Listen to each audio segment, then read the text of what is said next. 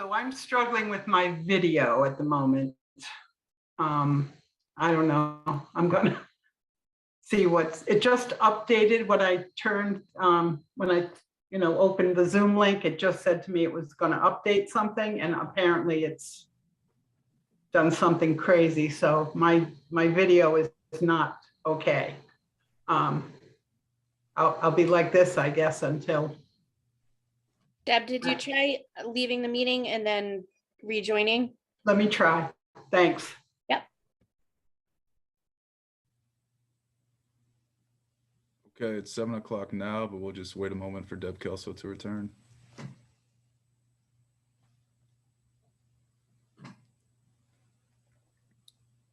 Rory, both of the applicants who are going to be interviewed are here in the attendees. Which one are you going to want first? We'll start with Linda Stedman. Okay, thank you. And we are recording and live streaming right now, Rory. So whenever you guys are ready to start, you're all set to go. Got it, thank you. We'll just wait an additional, a few seconds here for Deb Kelso. Wasn't she just here and did she disappear? Yeah, there was a problem with her video, so she was going to try to exit and return.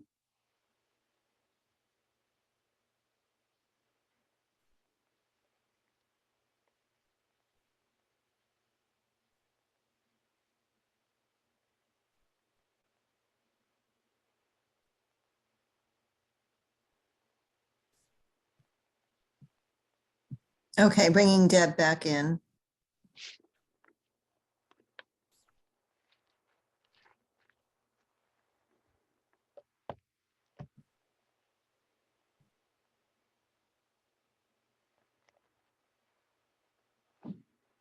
All right. All right, Susan, if you could, we'll bring in Linda Stedman.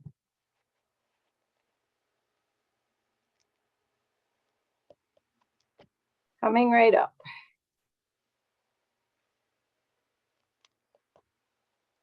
Deb, we could see you there for a second and then you went away again.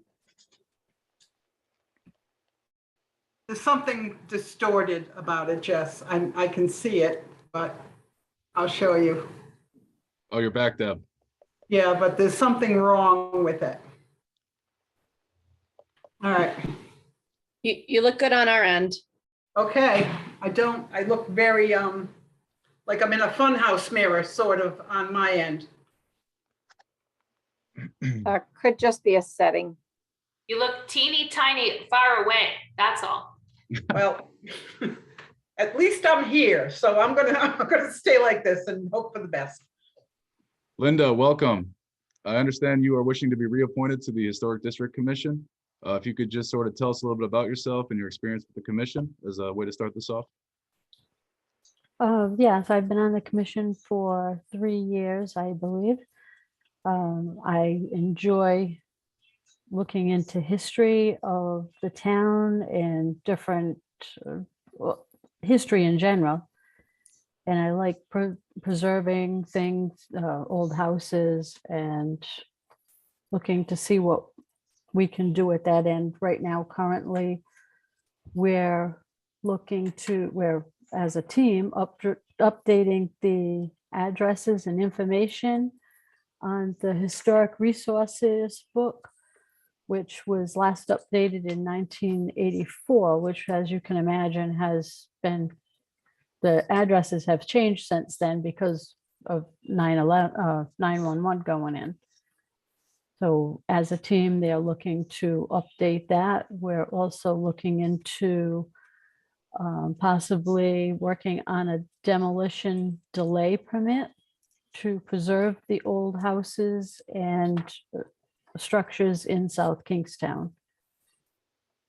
I work for the town clerk's office during the day. I have a farm that we run in the rest of my spare time. Excellent. Thank you, Linda. Do any of the members have any more questions for Linda? Looks like not. Oh, Deb Bergner. Oh, you're muted, Deb. What do you enjoy most about serving?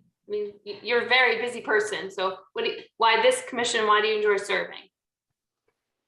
I enjoy, I've learned a lot from the people on the commission that I serve with.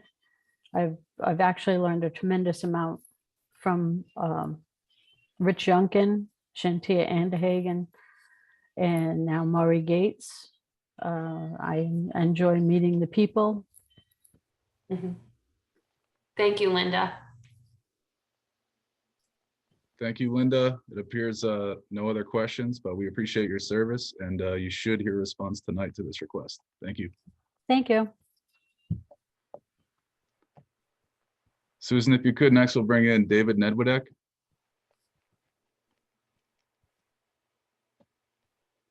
We can do that.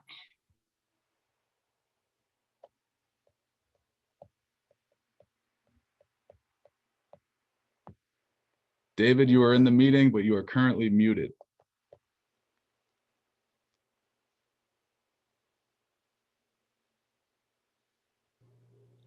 How's now? We can hear you now. Great. Welcome, David. And I understand you wish to be appointed to the Historic District Commission. If you could sort of tell us about yourself and why you wish to serve here. Sure. I live in Perryville, and I've always been interested in preservation. Bought this house in Perryville, the Red House, in 1985, and restored it and then brought it to National Register recognition through the Historic District Commission and the Rhode Island Historical Preservation Commission. And I've worked with Rich Youngkin before on the South Kingstown Land Trust Board. And then with Preserve Rhode Island for a couple of years as a trustee with Preserve Rhode Island. Actually, I ran into Rich and Joan walking the seawall sometime before Christmas, and we hadn't caught up for a while. We're just talking, and he said, would you consider being on the Historic District Commission? I said, yeah. So that's what precipitated my application and my interest. Excellent. We always appreciate people's interest to serve, so we love that about it.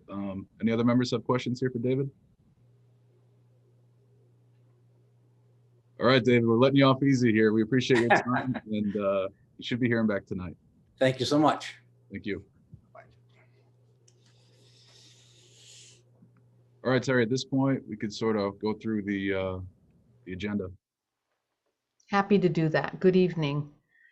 I will run through agenda items. If there's something on the consent agenda that you wish to discuss, by all means, just let me know and we can stop and discuss that. We'll start with item 6, which is licenses, and 6A is the continuation of a resolution to grant a license, theater and dance license to the Courthouse Center for the Arts. This is the third continuation of that. We do not anticipate, based on the information that we have this evening, that this applicant will be in attendance. There's also a public hearing for a liquor license, Class T liquor license for this applicant as well. So I recommend that this be continued one more time. Susan's office has done everything she can to try to get the information that's necessary and the applicant on board so that we can button up this application, but there is still some issues with that. So I'd recommend continuation at least one more time, and then referring it to the town solicitor. At this point, we're out of options in terms of how to assist. We're just waiting for information from the applicant. Terry, if I may, Terry, I am going to communicate with the applicant in my capacity as solicitor, and I will attempt to assist them with where they're having the problem with getting the needed certificate of good standing. Okay, Councilwoman Bergner? That was my question. What seems to be the holdup? Is it a tax good standing? Yes.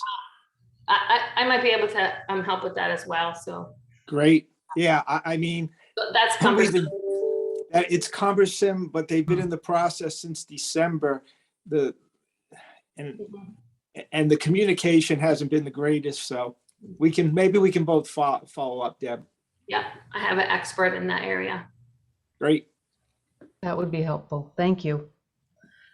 Moving on to items B, C, and D under licenses. You're familiar with these applications. This is the Class F 19-hour beverage application from Global Spectrum for the Ryan Center for 2 women's basketball games and a men's basketball game.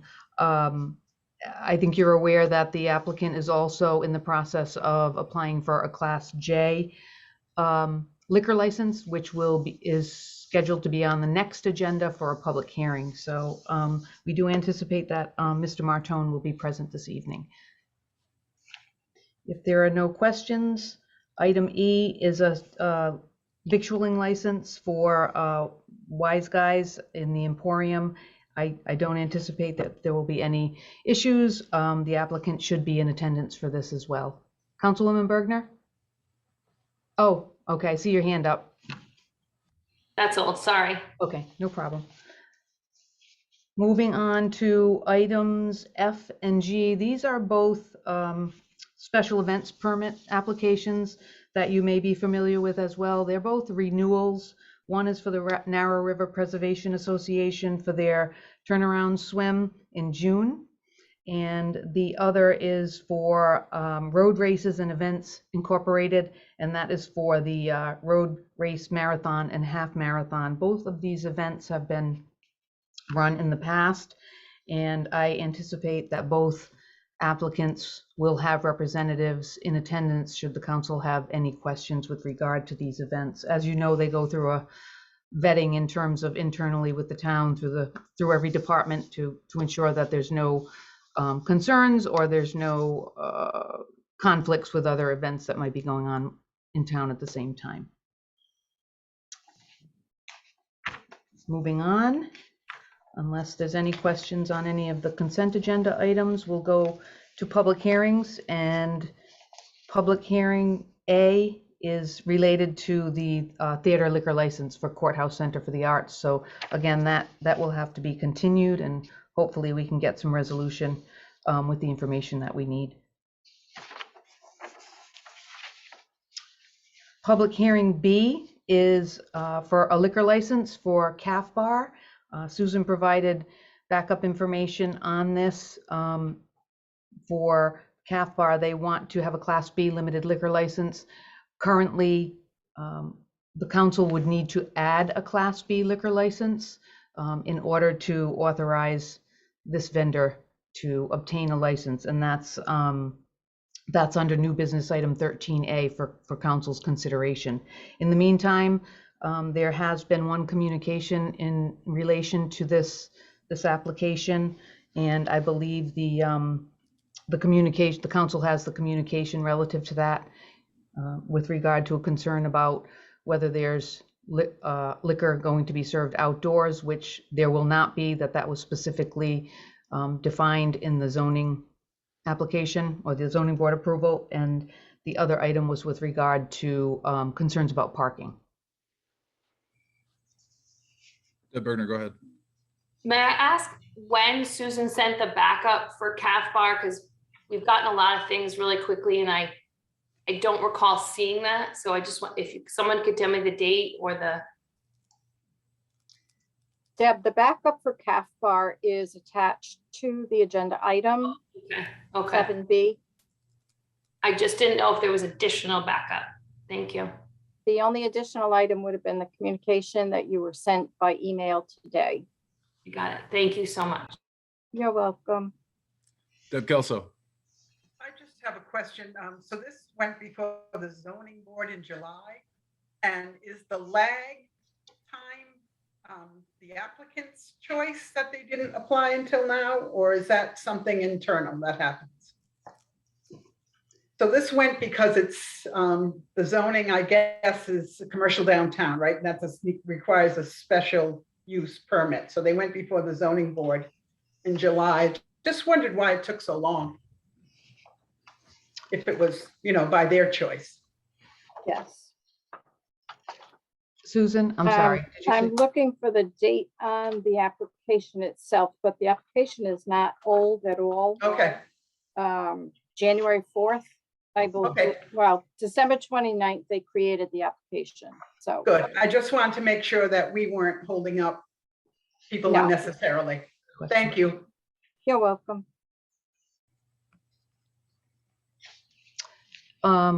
Any other questions on the CAF public hearing? I'm sorry, the license. Okay, moving on to item C under public hearings. We have the public hearing on the Animal and Fowl Town Code Chapter 3 with regards to the proposed language to be added to that section of the town code. You have language that has been proposed by the solicitor's office. I would anticipate that there may be some more public comment on this during the public hearing, but Mike, I don't know if you want to say any more about it in terms of. All I did was add the term tenant or lessee to owner in the first line. Other than that, it's exactly the same as your discussion at the work session. If there are no questions, we can move on to the public hearing item D, which is relative to a stop sign being placed at Hopkins Lane at Kingstown Road. If you recall, there was a memorandum from the police chief at the last meeting to have this public hearing in order to add that stop sign. So Chief Ewing Chow is here this evening if there are any questions. I will point out that if you haven't been by and noticed, I believe DOT has already actually installed the stop sign. So I think it's probably a good thing. And so if there are questions, if the public has any comments or concerns, of course, the chief will be available to address those. And then we have item E, which is with regard to amendments to another area of the town code having to do with solid waste management, specifically with recyclables in terms of recyclable materials that are outside of the mixed recyclables that are collected regularly by haulers. And John Schock is here this evening as well to go into detail on that if there are questions in that regard. But essentially, it is to update or amend that code to eliminate a fee for haulers that are hauling waste that is not part of the mixed recyclables category. No questions? Under communications, we have communication item B, which is a request from the Girl Scouts, South Gansett Girl Scout Public Relations, requesting a proclamation for Girl Scout Week, which I think is a pretty standard thing that the council does annually, and also for the group to come and lead the pledge at the March 14th meeting.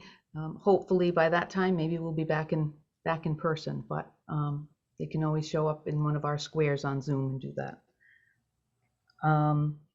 Item C under communications is a communication from the Tiverton Town Council related to notification of aquaculture applications from CRMC.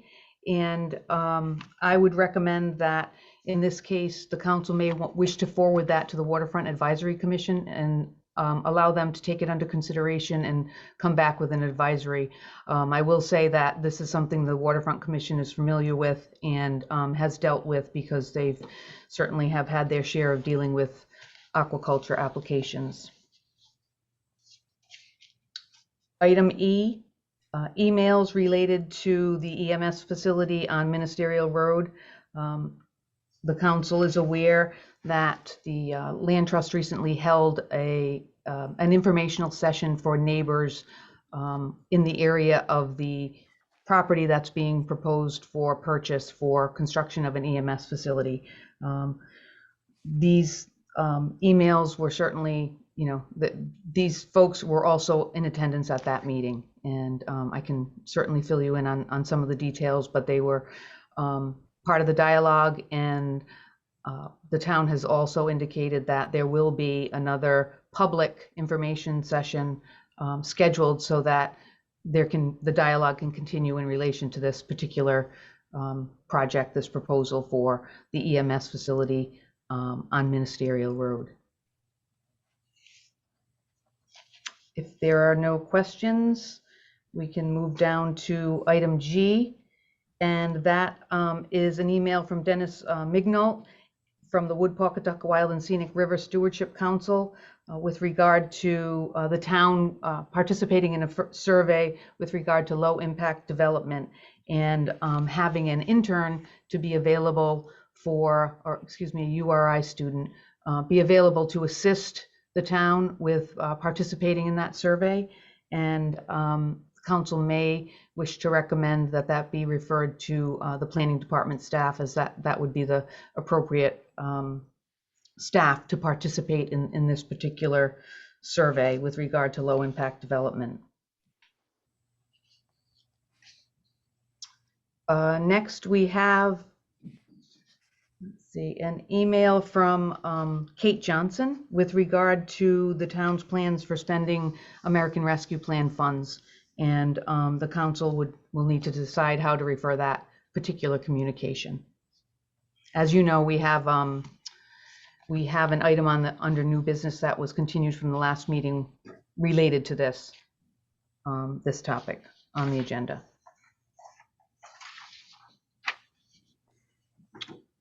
Under the town solicitor's report, Mike will provide an update on the town manager search. And then we have appointments. There is also an applicant in your packets for the 300th anniversary steering committee, and that is Rachel Littlefield. I think the council remembers that community members interested in participating on the steering committee apply. The council is able to appoint them without interviewing. The committee's taking anybody who wants to be involved in the year-long celebration. However, that will be closing, the window for application will be closing on March 1st. That doesn't mean the committee won't accept volunteers, just for the record. Then under new business, item A, this is the liquor license rules and regulations with regard to whether or not the council wishes to add a Class B liquor license for the CAF bar application.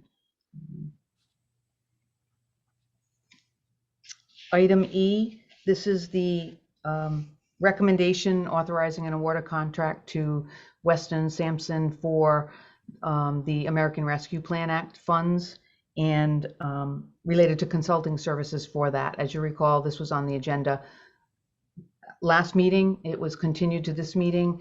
I will say we have a presentation, a brief presentation with regard to explaining and defining a little bit in more detail about how we reached this recommendation. So we will have a brief PowerPoint presentation. The vendor will also be available should the council have direct questions of him. But we intend to run through it, and then the council can make your decision on that.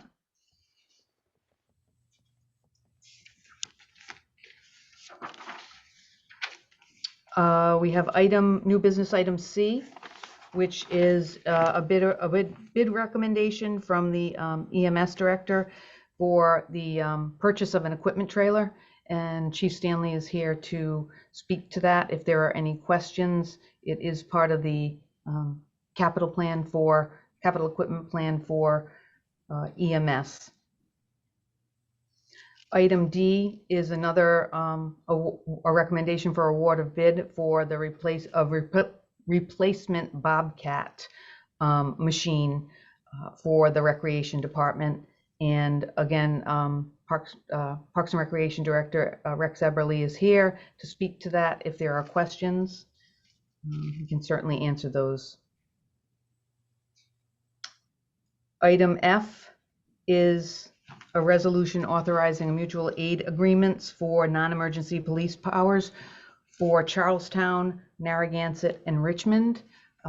Chief Ewing Chow can certainly explain in more detail what this is. The town has historically and by law entered into these mutual aid agreements for the benefit of our neighboring communities and also for the benefit of South Kingstown, obviously.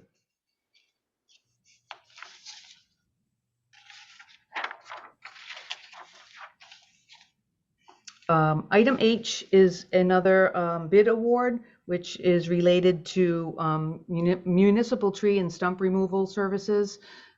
Public Services Director John Schock is here and he can explain this. We do have funding for this type of work. I think John explains too that the first go round of removal of municipal trees goes to National Grid. Whatever they do not remove or is not part of their purview then comes to the town for removal. Item I is the extension of the town's declaration of emergency. You may have heard that the governor's emergency powers go through March 31st, according to the legislature. So we will continue to follow the extension of the declaration of emergencies unless the council chooses to do differently. For the most part, this revolves around federal funding and the eligibility for federal funding as long as there is an emergency declaration in place. Then the council goes into executive session. And that's the agenda. So if there's anything anyone would like to discuss or have questions on. Thank you, Terry.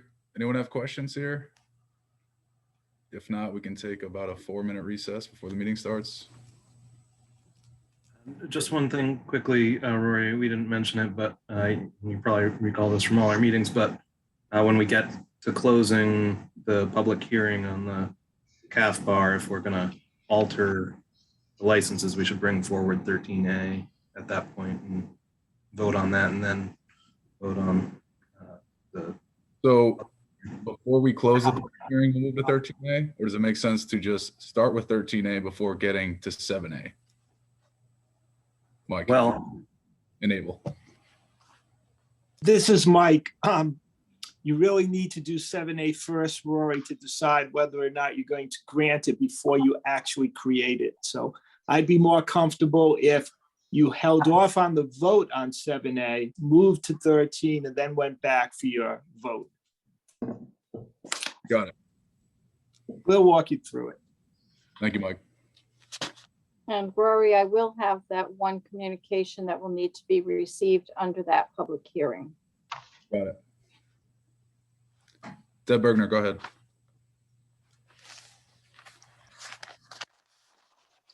you're muted, Deb.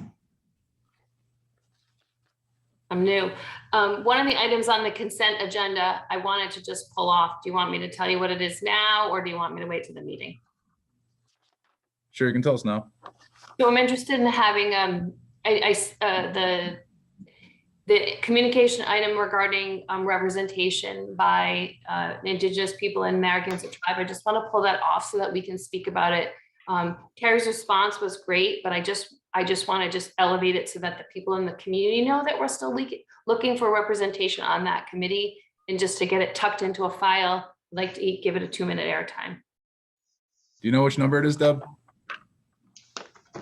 No, I gotta go back. I'm gonna go get a second laptop in the next 2 minutes and I can handle it. It's communication item 8F. Okay, I'm gonna get a second laptop. Okay.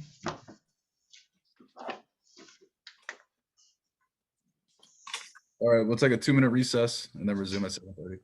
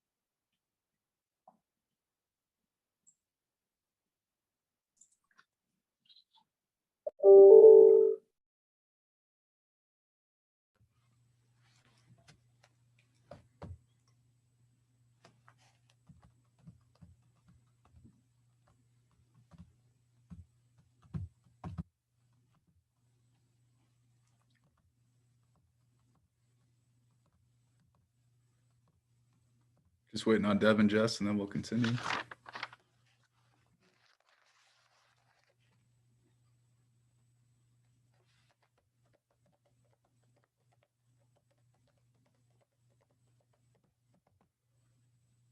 Right. Today is February 14th. It is 7:30 p.m. and welcome to the town council meeting. First order of business is the Pledge of Allegiance to the flag. Susan, if you could. Absolutely.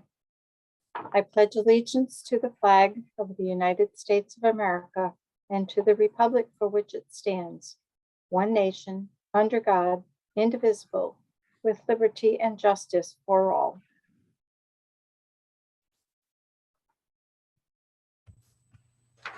Thank you, Susan. Next is the late acknowledgement statement, which I will read. The town of South Kingstown pays homage to the indigenous people and land on which the town is now located. Let this acknowledgement serve as a reminder of our ongoing efforts to recognize, honor, reconcile, and partner with the Narragansett tribe, whose land and water we benefit from today. Next on the agenda is the roll call, if you could, Susan. Council President McEntee, Here. Council Vice President Collins, Here. Councilwoman Bergner, Here. Councilwoman Kelso, Here. Councilwoman Rose. Here. All members are present. Next, we have the approval of minutes of previous meetings. Motion to approve items 4A, B, and C. I'll second. We have a motion, we have a second. Any discussion? Deb Bergner? Thank you for the additions, Susan, to the closed executive minutes. I had just a question. What is the process for releasing? We've had a number of meetings in closed executive where we could very well release the minutes to the community at this point. What's the process for doing that?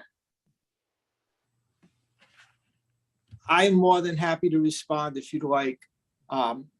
So other than motions and votes that are made in closed executive session, the minutes remain sealed theoretically forever, unless the council decides it wants to make public certain executive session minutes. And that would simply require a motion and a vote by the council that I'd like the minutes of such and such a date to be made public. So you have the ability to do that if you desire. Otherwise, the law allows it to simply always stay sealed.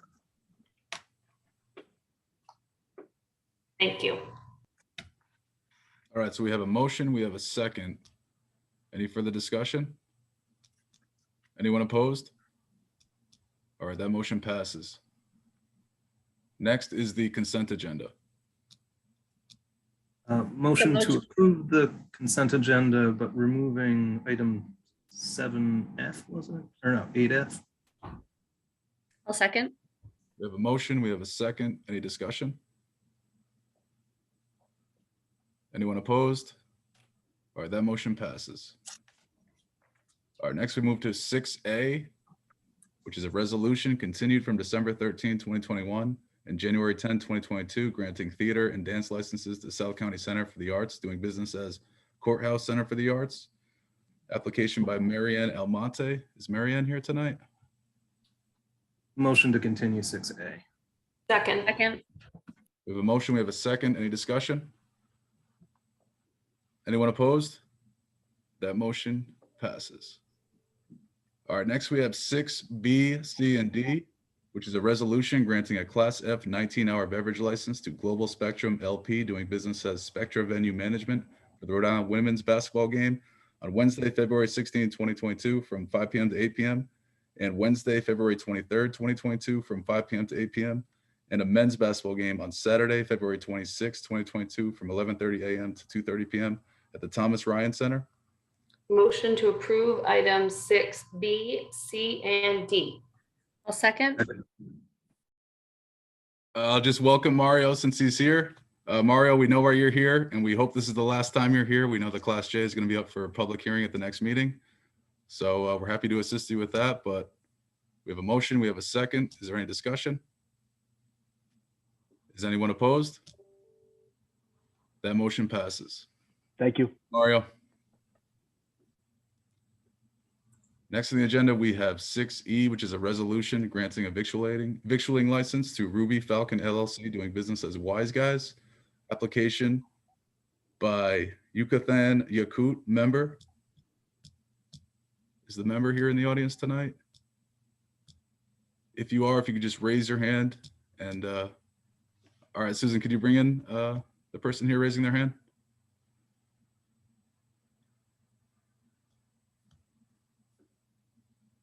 All right, you're now in the meeting, but you're currently muted.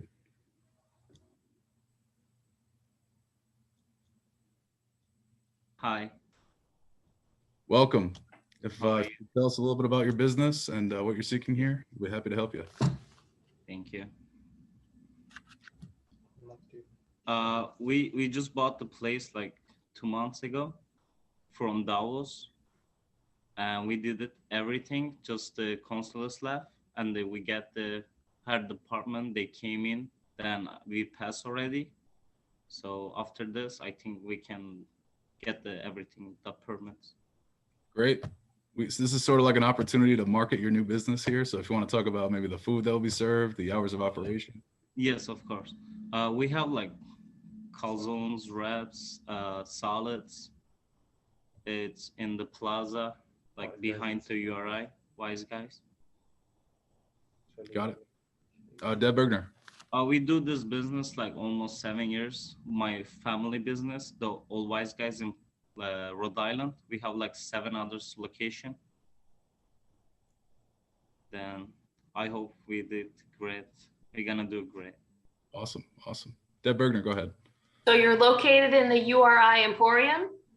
Yes. Okay. And if you were to pick 2 items from your menu that you would want the community to try, what would you recommend that we try? Buffalo chicken calzone and barbecue chicken wrap. Okay. I'm there often, so I will check it out. You're welcome. Jess Rose. So I'm not there often, but will you offer delivery? Because that's like a staple in our house. Anything that can be delivered. Delivery in the campus area, we don't go like that far. Thank But you. I can do it for you guys. And what are your hours going to be? Or do you expect them It's to gonna be? Sunday to Thursday, 11 to 9. And Friday, Saturday, 11 to 2 a.m. Thank you. You're welcome. And thank you. Oh, Deb Bergner, you got another question? Just one more thing to recommend. I know you have a lot to settle into your new place, but eventually connect with the University of Rhode Island and get on their RAM account so that the students can use you. They have a number of merchants. They'll probably add you so that students can buy and you can enhance your business a little bit. Yes. We talked with them already, but they don't respond to back. So we call them again in this tomorrow, maybe. Yeah. Ask for Pierre. Pierre. Pierre, he's the director. Yep. Thank you. All right, thank you. Do I hear a motion on 6E? I'll make a motion to approve 6E. I'll second. We have a motion, we have a second. Any discussion? Anyone opposed?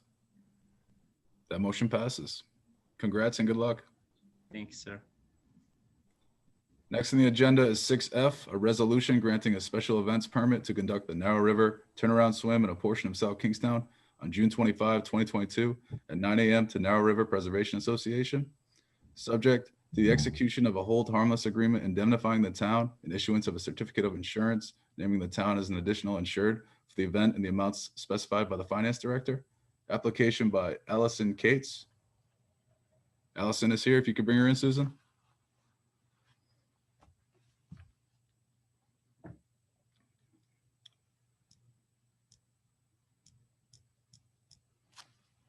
Allison, you're in the mute meeting, but you're currently muted. Welcome. Hi, everybody. How are you? Good to see you. If you could sort of tell us about this event and Sure. present. Well, this will be when we host it, the 15th Narrow River Turnaround Swim. We could not hold it in 2020 or 2021 due to the pandemic, and we're really looking forward to doing it again. Everything takes place in North Kingstown, but what folks do is they meet at the URI Boathouse in North Kingstown at Lafarge Point Park, and they swim half a mile down to a buoy, come back around the buoy, and then half a mile back. So no one sets foot in South Kingstown during the swim, but they do swim in the waters that are in South Kingstown. They're south of North Kingstown. So we want to do our due diligence and get the proper permits so that we have an event and everyone is protected. Excellent. Thank you, Allison. Any members of the council have questions?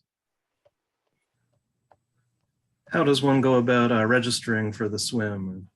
Good question. We'll have an online registration process so people can get online through a sign up form and pay online. We also always have a printable form so that people can print and send a check.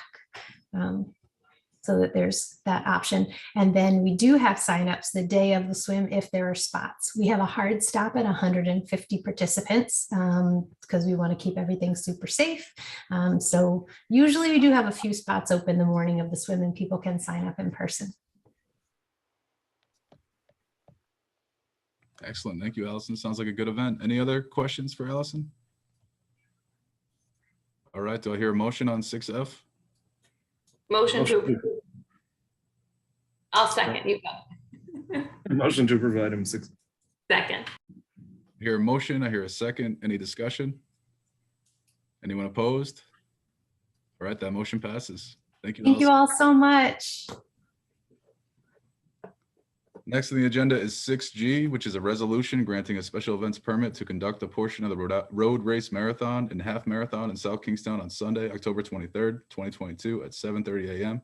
to Road Races and Events Incorporated, subject to the execution of a hold harmless agreement indemnifying the town, issuance of a certificate of insurance naming the town as an additional insured for the event in the amount specified by the finance director, and RIDOT approval. Application by Karen Zions. I see Karen is here. If we could bring her in, Susan.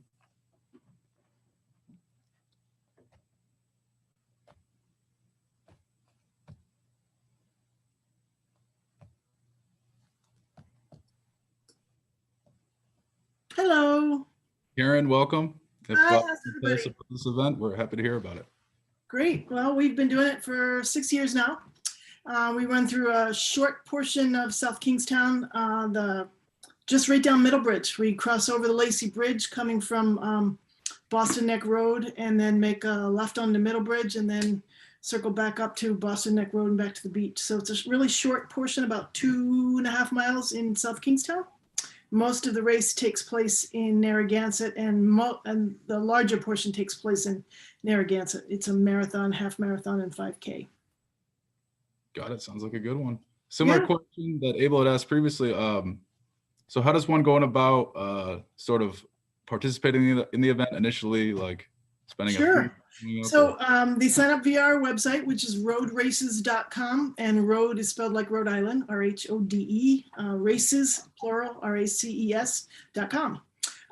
Or they can also do a paper registration, which we don't do very many of anymore, but we have, this race is one of our smaller ones. It's about 1,000 runners, but it's just beautiful. It takes, runs really in a great area. So that's something we pride ourselves on, is having really beautiful locations, and can't beat this one.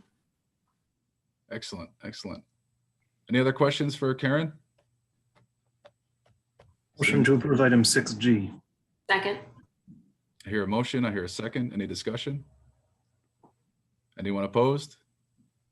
All right, that motion passes. Good luck, Karen. Thanks so much.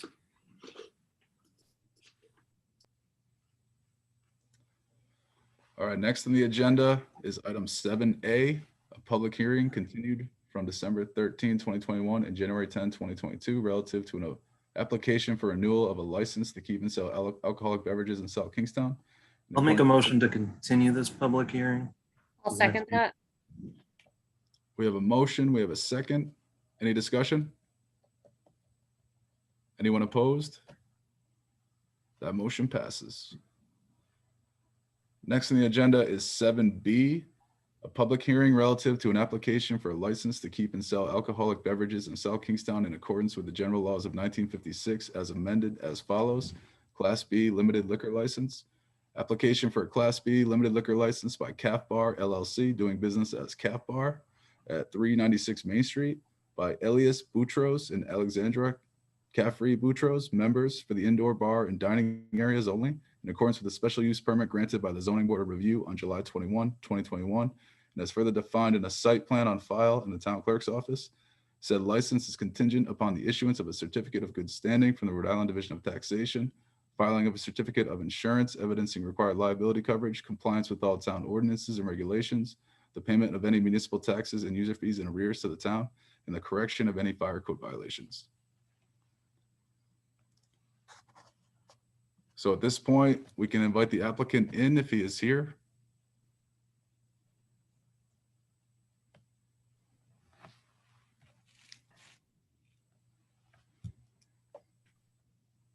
James, welcome. Hello, how are you? Good to see you tonight. Thanks for having us. Alexandra, I see you're here as well. Welcome. Thank you. So tell us about the business here, what you're looking to do. We are looking to add beer and wine to our menu as a supplement to our primary business, which is coffee and food. We have moved to a new location and are lucky to still be in business at this time and are looking to continue that way. Great. I understand that the liquor would only be for the inside dining areas, so you couldn't serve on the outside. Is that correct? Correct. Just in our primary area. Understood. And what kind of, do you plan to sort of extend the hours of operation now that you have this license, or keep the hours as is? We would extend a little bit. We're not looking to be open very late. So right now we close around 3 p.m., which was some of our modified hours during COVID. We're looking to extend that a little bit, and we would at most probably be open until about 10 p.m. Got it. Any other questions here by the members? This is a public hearing, so we will open it up to the public. Deb Bergner? I apologize to both of you. I'm having technical difficulties. My computer is not charging, so I keep going off and on trying to fix it. My question is about parking. We had some concerns about parking in that area. I know there's just limited parking on Main Street. So do you have a plan to address that? Yes, so we are at the tail end of Main Street. We have primarily street parking, and then we also have the town lot, which is kind of kitty corner to our business. So what we instruct customers to do is naturally to park on the street, but also to utilize the town lot, which is across the street over there.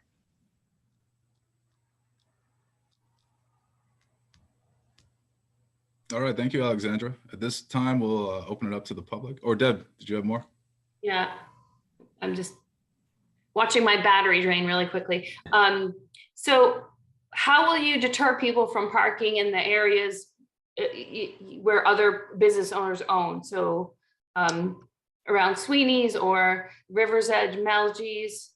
So we have a sign right on the front door, and on the second door, when we first enter our business, we are shared the space with the antique bookstore next to us. So on the primary door, when you first come in, there's now signage, and there's also signage on our door that we do not own the abutting lots around us, to use the town lot and to use street parking. Please be respectful of our neighbors. Thank you. All right, at this point, I'll open it up to the public. Anyone who's watching, feel free to raise your hand. Priority will be given to those who raise their hand first. So we'll just sort of leave that out there for a little bit, see if anyone raises their hand. Rory, if I may, we need to acknowledge that we did receive one communication with regard to this new license application. It is from Michael McGrath of River's Edge Properties, and he has expressed some concerns as an abutter to the property about outdoor alcohol service and parking issues. Thank you, Susan. And his email is dated, well, originally February 10th, and then he resent it to the correct email address on February 13th. Got it, thank you. So seeing that we don't have any raised hands to this point, I'd say it's safe to close the public hearing if we want to make that motion. So moved. We have a motion. Do I hear a second? Second. We have a motion and a second. Any discussion? Anyone opposed? All right, the public hearing has closed. Motion to approve 7B. Abel, could we go to 13A first? Oh, yeah, before sorry. we Make that motion. All right, we'll move down to 13A. All right, 13A is a resolution affirming or amending the town's liquor license rules and regulations. Section 1, the current number of licenses for each class shall be authorized as indicated below, unless changed by a majority vote of the town council. My suggestion would be the motion would be to amend be limited from 5 to 6 licenses. So moved. I will that make that motion. motion. We have a motion. We have a second. Any discussion? Deb Bergner? Sorry, not on this. I'll come back to it. All right, we have a motion. We have a second. No discussion. Anyone opposed? That motion carries. Motion to approve 7B.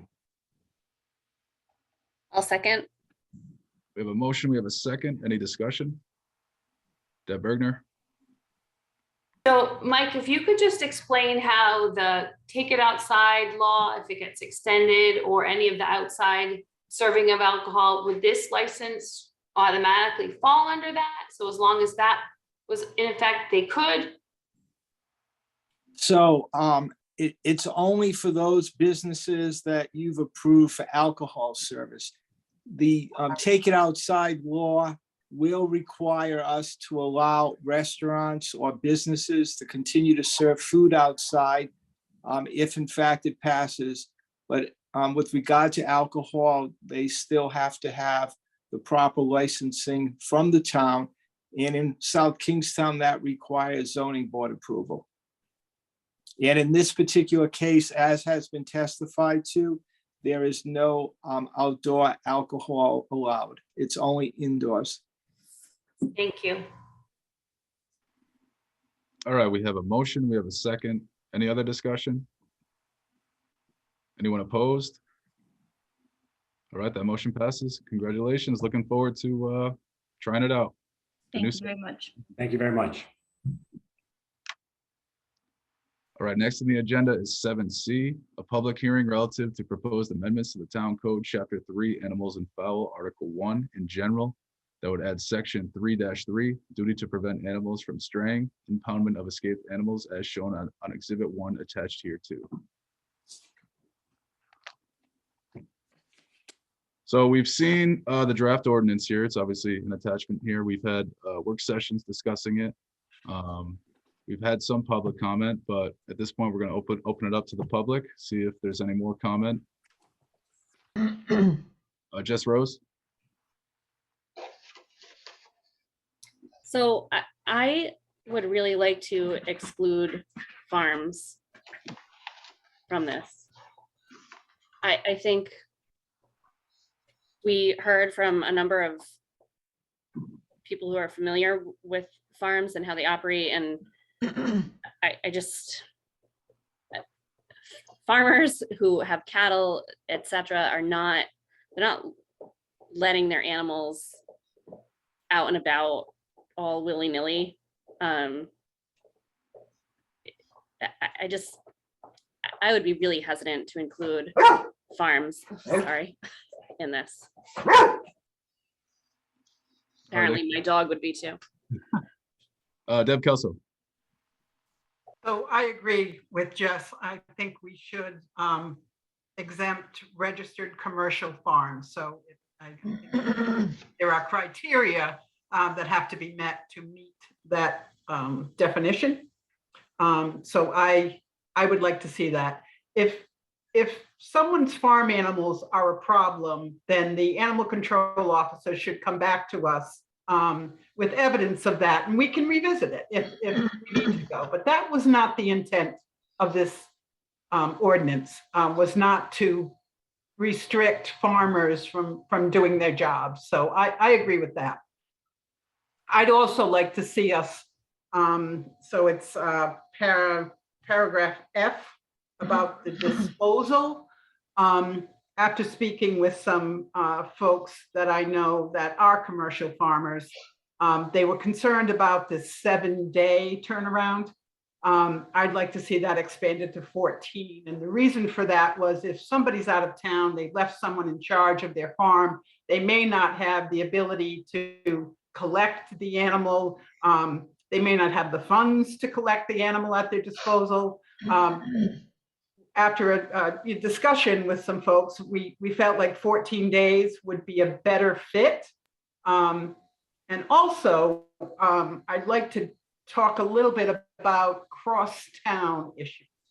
So if there's, you know, we have a lot of properties that abut Richmond and Exeter, and there are farms there. So what happens when we collect an animal that belongs to someone in Exeter? How are we going to address that? And do we have the ability, because the animal was picked up in South Kingstown, are the fines and all of those things still in place? I just need an explanation on crosstown animals, wandering animals. Deb, I have a quick question about something that you just said.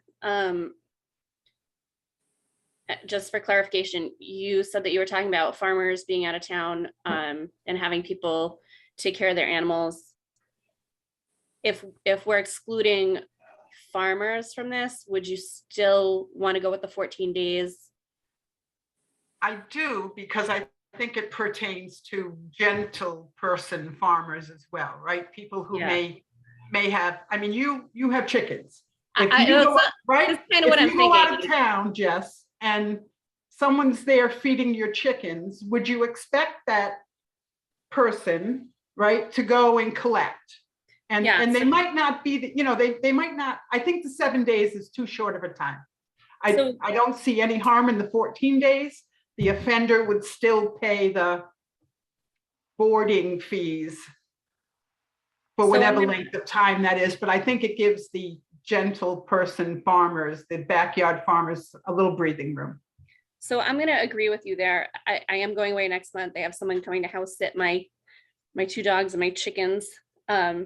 I know how to get my chickens back. I know exactly what will get them back into my yard if they stray. But the person who's house sitting certainly doesn't. So, you know, we'll be away 9 days. So I agree with that. I think, you know, extending that to 14 days, I'd be willing to pay the fee for the 14 days than to have to start my flock all over if they were to, you know, escape while I wasn't home. Right. I just think 7 days and the town takes possession after 7 days is just too short a period of time. After you know, after speaking with some people who are in the know, that is certainly not me. I had to be educated. All right. I'm certainly on board with extending subsection F to 14 days from 7. I think that's more reasonable. As to the exemption of the registered commercial farms, Mike, if we wanted to add that, how would we do that? Just add a subsection G and state that those are exempt from subsections A through F, A through E. Exactly right. I've written out a proposal that says the provisions of this ordinance shall not apply to farms as defined in Article 12 of the Code of Ordinances. So that will pick up all of the farms, small, intermediate, large, etc. Got it. Deb Bergner. I think it's a great change to change it to 14 days because I don't think the original intent of the ordinance change was really to address these types of things. I always felt like we were trying to get people to be better neighbors to their neighbors. So 14 days, you know, it should not, that change is a great change. I have a question about the farm part. So I don't disagree. I'm just trying to understand what's a registered farm definition. Yeah, I wouldn't call it a registered farm. In your ordinance, you define farms as small, intermediate, large, and we would, the reference on exclusion would simply exclude farms as defined in your Code of Ordinances. That way you will cover, you know, a 5-acre farm. And of course, As you may recall, I sent you the ordinance itself that describes farms. It goes on to talk about a farmer and farm stand, et cetera. And anything in Article 12 relating to farms would be excluded. I think that would be the most efficient way to handle it. Thank you, Mike. All right, at this point, we'll open it up to the public. Anyone watching, if you want to comment on this, feel free to raise your hand, and we'll choose by priority, meaning whoever raises their hand first will get to speak first. So we'll just give it a few seconds to see if anyone raises their hand.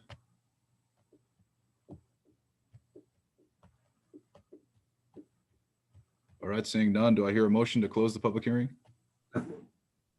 Oh, Abel Collins, go ahead. We should amend the language now if we're going to do that before closing the public hearing. Okay. I also saw Deb raise her hand, and I just wanted to, for the record, say that I support the proposed amendments. I just want a minute just to like get to the charter and Article 12, just to look over the farms, because the original issue came about from someone who's raising chickens and turkeys and letting them scatter to the winds. And they're destroying another person's property. So I just want to make sure that we're addressing the original reason that we went down the chicken road. So I'm just scrolling as fast as I can through. So I can help you. The first definition for a small farm says agricultural land of at least 5 acres in area, together with principal and accessory buildings upon which agricultural operations are conducted. So by virtue of the fact that it says agricultural operations are being conducted, that would exclude a resident who's just raising chicken or turkeys at their home. And plus it has to be the 5 acres, the minimum of 5 acres. So the person who's got a bunch of chickens and selling eggs, sort of, type of thing, is that a farm? Well, if you just have your home there on the property and you're raising chickens and selling eggs, I don't believe that meets this definition of principal and accessory buildings upon which agricultural operations are conducted. So I think we're good there. Okay. I will tell you, Deb, I'm not aware, as I sit here, if the person who originally brought this to the council's attention is living next to someone who's running a farm, or if it's just a resident who is raising chickens and turkeys on their property. I don't know what those circumstances, and I don't know if the area is under 5 acres or over 5 acres. Right. That's my I understand where you're coming from. The next definition is an intermediate farm, and that is agricultural land of at least 15 acres in which agricultural operations are conducted. So there is a distinction. And then, of course, it goes on to a large farm, which is 25. Now, my guess is that the person who brought the complaint is probably not living next to someone with 15 acres surrounding them. So, Mike, I got a quick question for you. Sure. Place on which agricultural operations are conducted, that seems very vague to me. That seems like selling chicken eggs to a friend from a property that fits within the acreage qualifies. You could certainly make that argument, in which case you might want to consider eliminating or including in the ordinance the definition of a small farm and having the exclusion apply to an intermediate or large farm. That would be the 15 and the 25 acre farms. So if I can just jump in here, that's a great point, Rory. The definition of agricultural operations is the growing and harvesting of crops or the raising of fowl or animals for the primary purpose of making a profit, providing livelihood or conducting agricultural research. So I think we should go to the next step with that. Maybe not small farms, but intermediate. I'm glad we're having this conversation because I would not have thought about that. Yeah, anybody selling eggs could say they have an agricultural operation. So yeah, I'd like to take it to the next step and go with intermediate farms.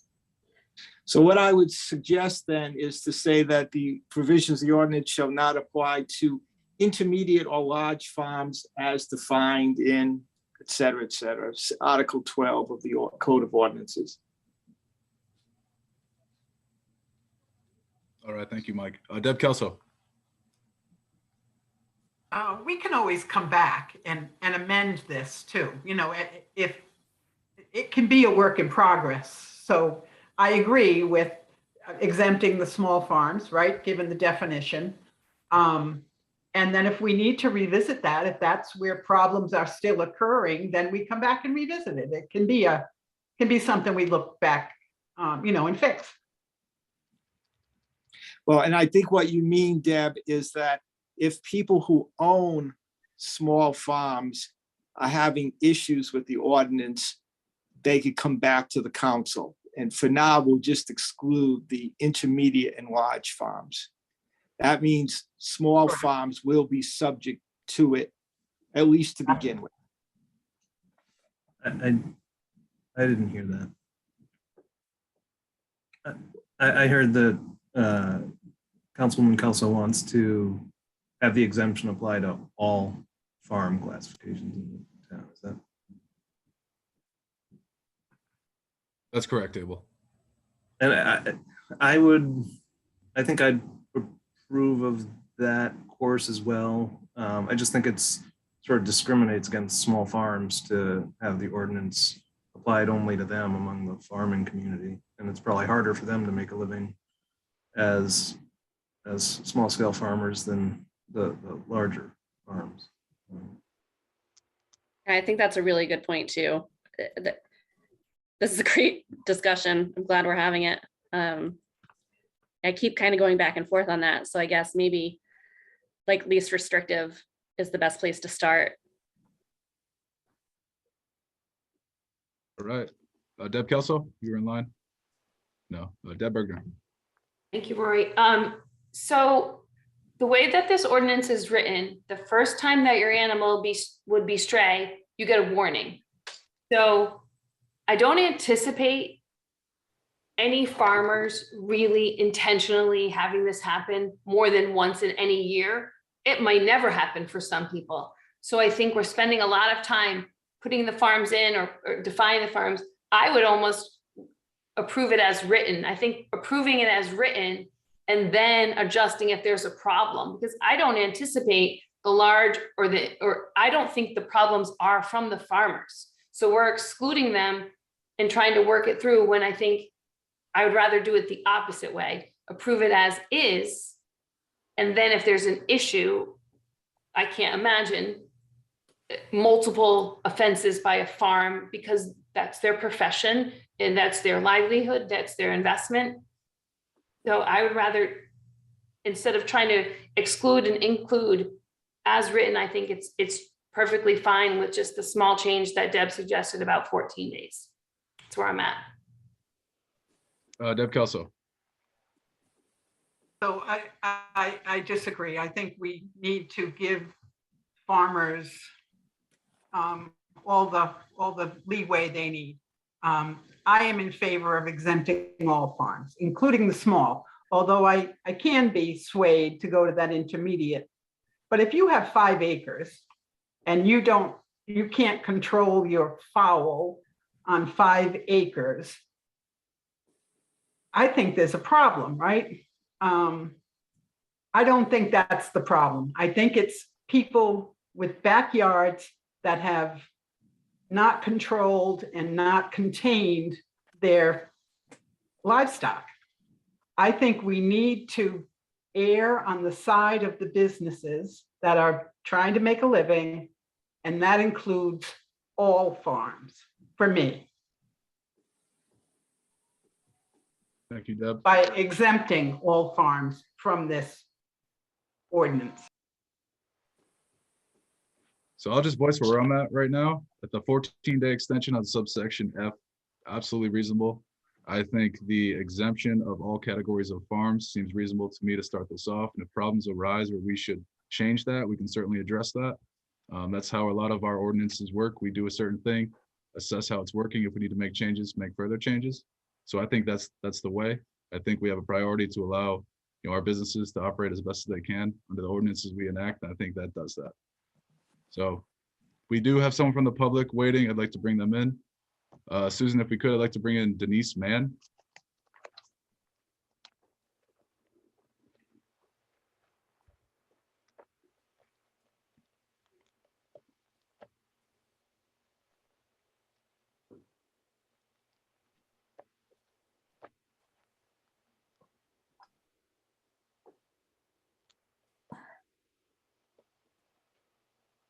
Denise, welcome. You are now in the meeting, but you're currently muted.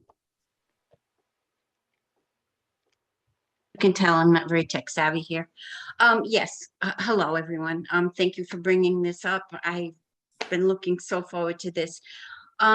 What concerns me is my neighbor has stated that he plans on this being a farm. And he is raising something in an incubator over there as we speak. He has filled in wetlands to do this.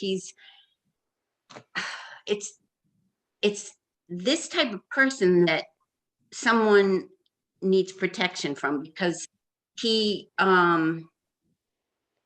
thinks he's a farm already. He thinks he's designated as a farm.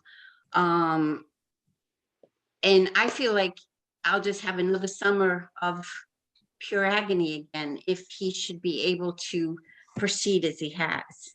And because he seems to know every little angle in and out. And right now he owns approximately 2 acres of land. And he said that through the state, he could be considered a farm, a commercial farm, if he earns a certain amount of money or whatever. And I don't know any of that. But he said that the size of his property didn't matter. So I don't know what we have in the town. Mike, can you speak to that for? Sure. Van? I can. So if we leave the ordinance as is, no farm at all is going to be exempt. So there'll be a written warning on the first offense, etc. With regard to the gentleman that's being referred to by Ms. Mann, if he only has 2 acres and you excluded references to farms, he would not be excluded because the ordinance would make reference to our definite. He may very well be a farm for purposes of the state, but for purposes of this ordinance, he would not be a farm. And therefore, this ordinance would cover this individual if in fact you decided to exclude farms as defined by the town of South Kingstown, which begin with 5 acres. Now, I don't know whether or not he can purchase additional acreage around him. All of those things are possibilities, but a 2 acre quote unquote state approved farm would in fact be covered by this ordinance if you decided to exclude farms. Okay, sounds good. Thank you, Denise. Thank you. Thank you so much, everyone. Next, we have Greg Sweet.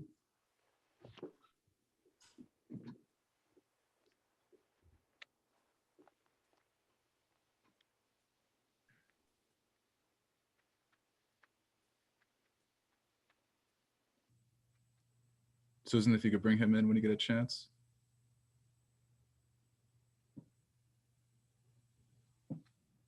Greg, you are in the meeting, but you are currently muted. Can you hear me? Yes. I could very well have missed some of the discussion on the chickens. I thought this several months ago when it was brought up again, there was a person that was just allowing their chickens to wander wherever they want. And it was ruining the neighbor's yard. I thought that the animal control person either didn't have the authority or didn't know how to address that issue. To me, this seems like it's overkill. If what I'm saying is correct, like I said, I could have missed some of the conversations throughout the month or so. If you just tell the animal control officer to kind of do what they would normally treat it as a dog. If you don't know how to catch it, then learn how to catch it.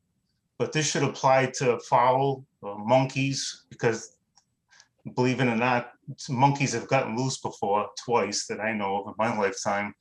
And animal control officers took care of that. I think if you just give them the authority to take care of it, you don't have to worry about all this other stuff. Thank you. Thank you, Greg. Deb Bergner. Yeah, Greg, you probably did miss, the animal control officer did come to a meeting, and they are trained to apprehend the animals. I do believe that there wasn't an area under the current ordinance to address the capturing of animals. They are trained. This ordinance would just allow them to do that. And I hope that you better understand that this just gives them the teeth, because we had neighbors come forward and say there's nothing they can do without a change in the ordinance. The police chief, I think, spoke months ago about the same thing. So I think you did miss that piece. So the ordinance can't just say they have the authority to apprehend. I mean, you cannot just put that in the ordinance, or not ordinance, but law, I guess, saying they have the authority to go collect chickens if necessary, or turkeys or whatever, instead of including farms and, big farms, little farms, and every farm in between.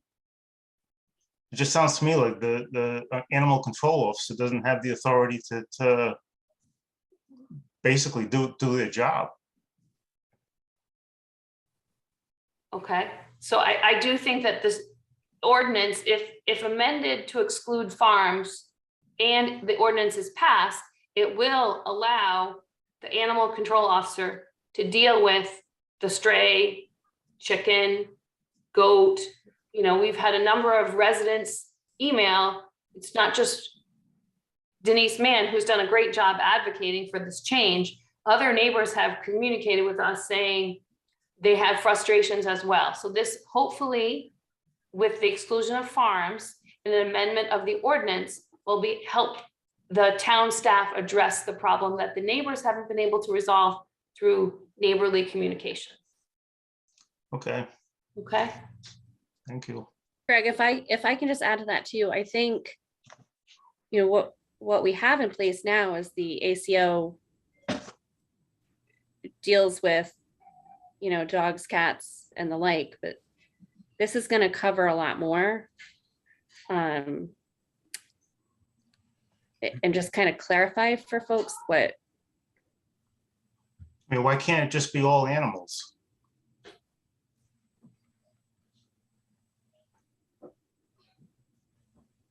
So, Greg, to clarify, Mike, correct me if I'm wrong, but the enumeration of animals in subsection A of this ordinance does not limit it to those that are enumerated here. Is that correct? So there are animals outside of what are listed here, which could be included in this ordinance. Right, it refers to fowl, chicken, turkey, cow, other farm animals, or livestock. So yes, it's pretty broad. I think you basically are covering the animals which individuals in town are complaining are causing the nuisances. I think you definitely have those covered. Yeah, I just think if you say all animals, then it's 100% covered then, but I'm just not understanding the ordinance, I guess. That's okay. Thank you. Thank you, Greg. All right, I'll just ask if anyone else would like to speak on this matter, please raise your hand and we'll acknowledge you to come into the meeting. I'll just give a few seconds to see if anyone does. So again, we are looking at the ordinance in front of us with a few suggested amendments, one including an amendment to subsection F to expand the impoundment days to 14 days from 7. And the second amendment we're considering is to exempt all categories of farms within our ordinance definitions here from this ordinance. Deb Bergner, go ahead. Thank you, Rory.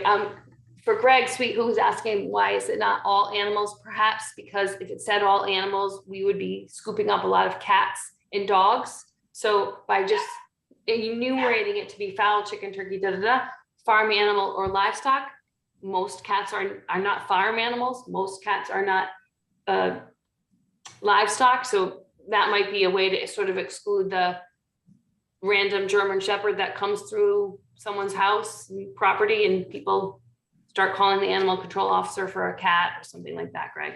I think by enumerating it, Greg, it makes it clearer for what people are responding to. So I have one more amendment that I'd like to make to this. Sorry. I would also like to exclude beekeepers. Jess, since I'm not sure that you have to do that because bees are not going to come under the definition of farm animal or livestock. Bees are considered livestock as per USDA and DEM. They're considered livestock. Yeah. I just don't know how you would enforce the poor bee issue. So that's why I'd like to exclude it. You'd be surprised. I have a number of friends who are beekeepers and they've gotten complaints from neighbors. Your bees are drinking from my pool, or your bees are. So I would like to exclude that. There's really not a way to enforce it. So why not just exclude beekeepers? Thank you, Jess.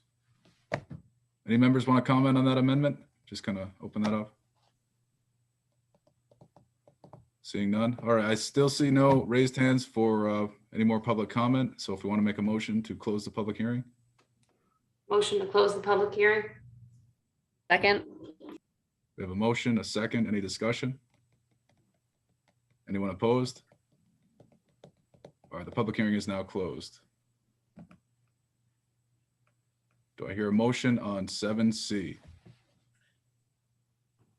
Motion to approve item 7C with the following amended changes.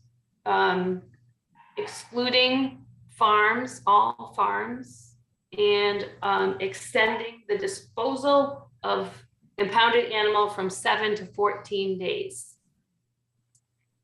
We exclude beekeepers in that.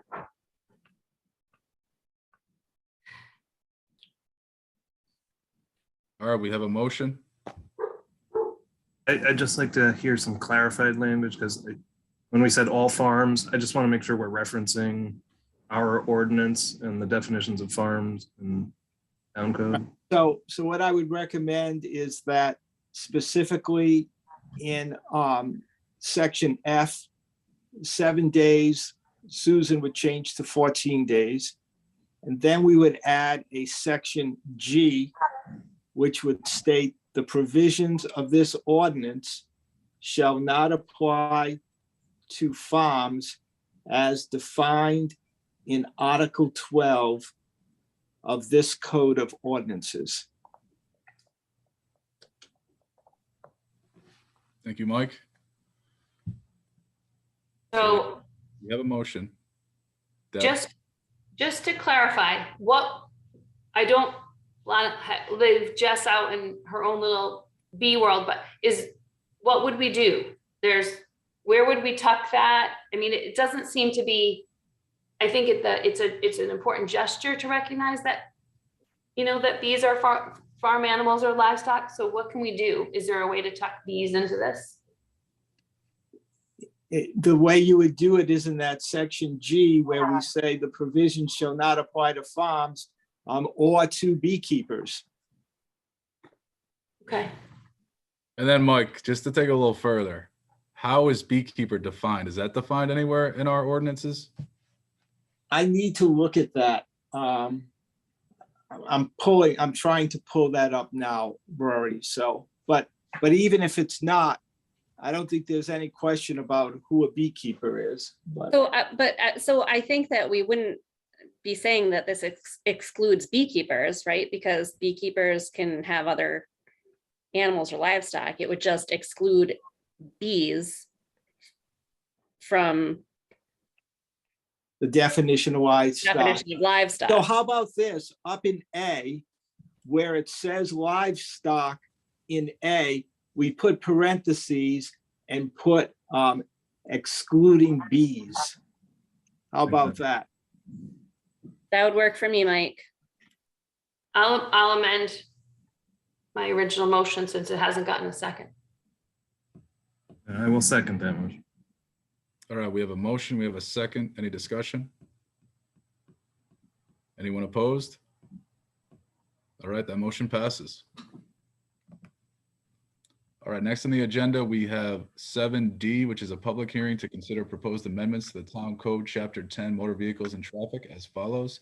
Chapter 10, Motor Vehicles and Traffic, Article 1 in general, Section 10-12, Boulevard and Street Stop Signs designated. Stop signs shall be placed at the following intersections, and vehicles traveling on the first named street shall stop before entering the second named street at Hopkins Lane at Kingstown Road. Traffic to stop on Hopkins Lane at intersection. All right, this is a public hearing, so anyone interested in speaking on this matter, just please raise your hand and we will bring you into the meeting.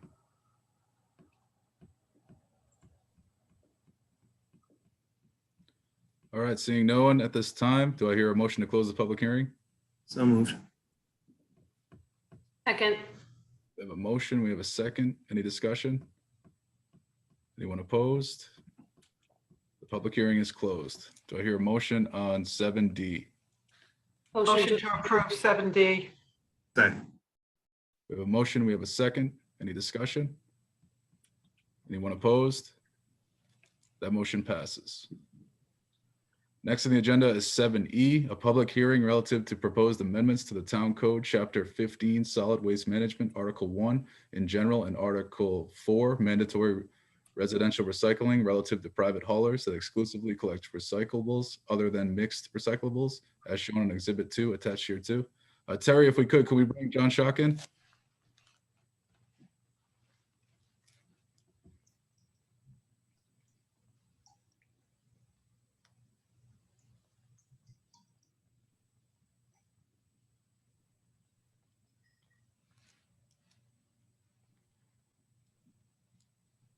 John, welcome.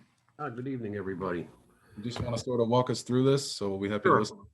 So back in May of 2008, the town council adopted an ordinance in town that requires licensure of private haulers.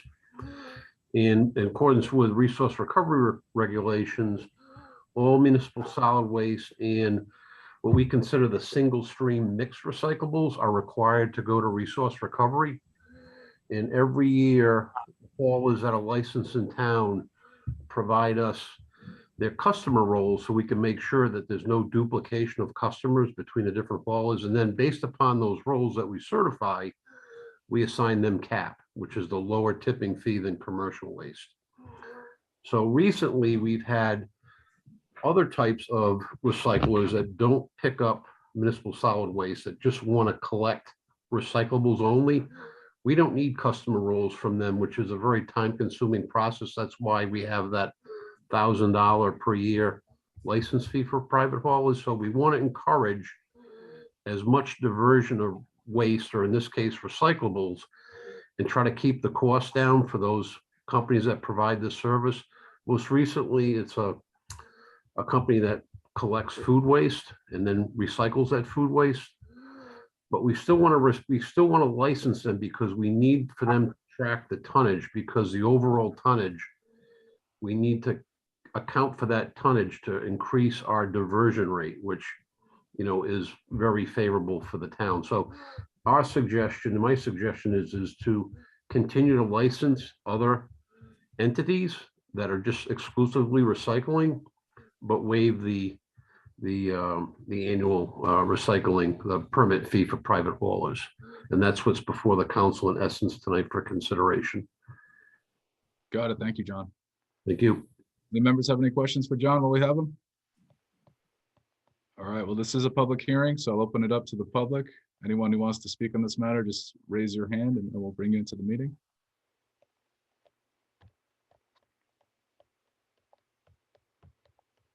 Seeing none at this time, do I hear a motion to close the public hearing? I'll make a motion to close. Second. We have a motion, we have a second. Any discussion? Anyone opposed? All right, the public hearing is now closed. Do I hear a motion on 7E? Motion to approve item 7E. Second. We have a motion, we have a second. Any discussion? Anyone opposed? All right, that motion passes. Thank you, John. Thank you. Next on the agenda is communications.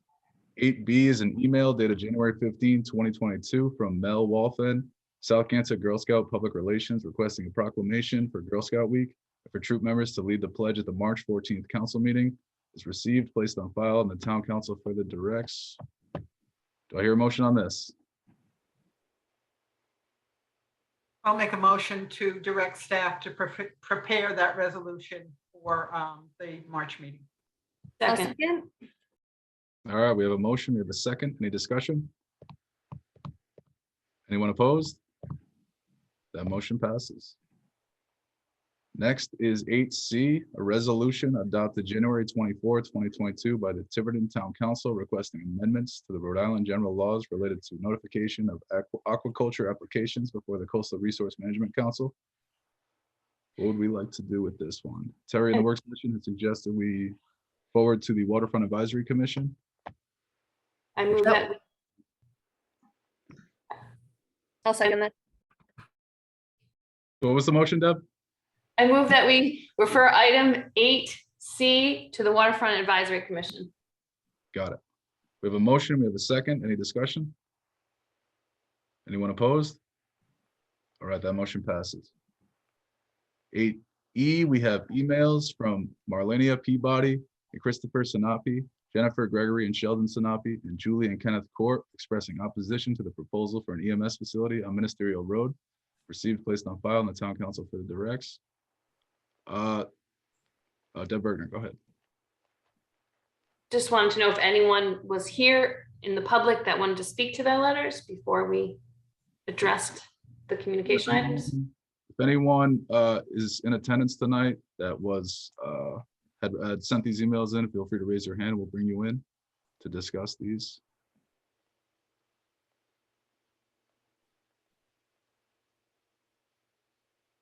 Seeing none, do I hear a motion on this?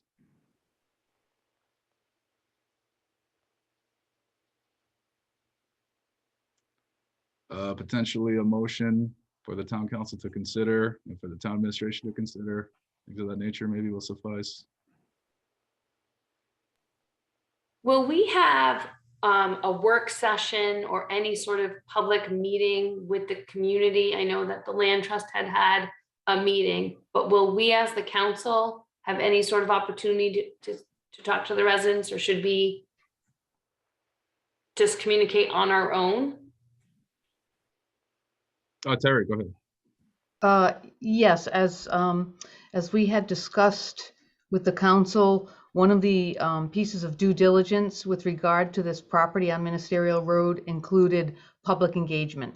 The Land Trust has started that dialogue with the neighbors. The town is now planning to coordinate a public information session to provide information not only to the neighbors, to this group, but also to the general public. And it will be recommended that it be done like a work session or a public information session prior to a town council meeting. Well, there will be plenty of time for the town to present and also the public to obviously have an opportunity to respond and comment. Thank you, Terry. Deb. Terry, would it be possible to create a web page maybe where we could collect and post information on the EMS? I mean, Jamie had a very attractive drawing. We could have some of the press releases. We could have like a paragraph or two of how we ended up here, so that I would anticipate communication from the community will build, and they'll have questions, and this is a new endeavor, and we could do a few FAQs, you know, why here? How is it going to be financed? Why not somewhere else? What's the need? And maybe do a little repository so that we could always refer people. There's a lot of information on the webpage. If you have any questions, then come back to us, because I think we're going to do a lot of one-offs if we don't do a bigger press push on this. And I can't say enough about, you know, Jamie's vision of how it's supposed to look in the feel and in the community. I think could help people feel more comfortable.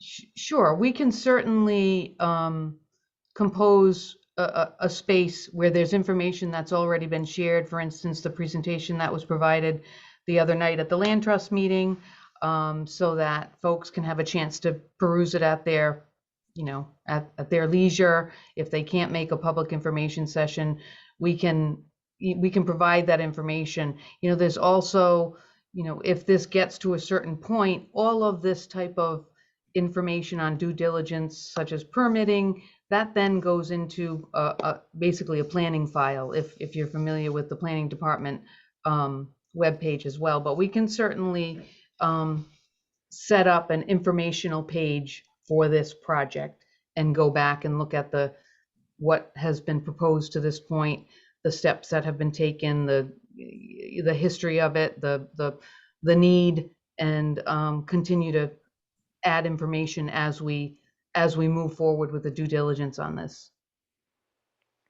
And Terry, do you know the dates of the upcoming additional information sessions, just so kind of we can get that information out there now? We don't yet, because the council needs to be on board with a proposed date. We would like to look at the next council meeting, the sooner the better, which would require a pre-session. So that's something the council would need to consider.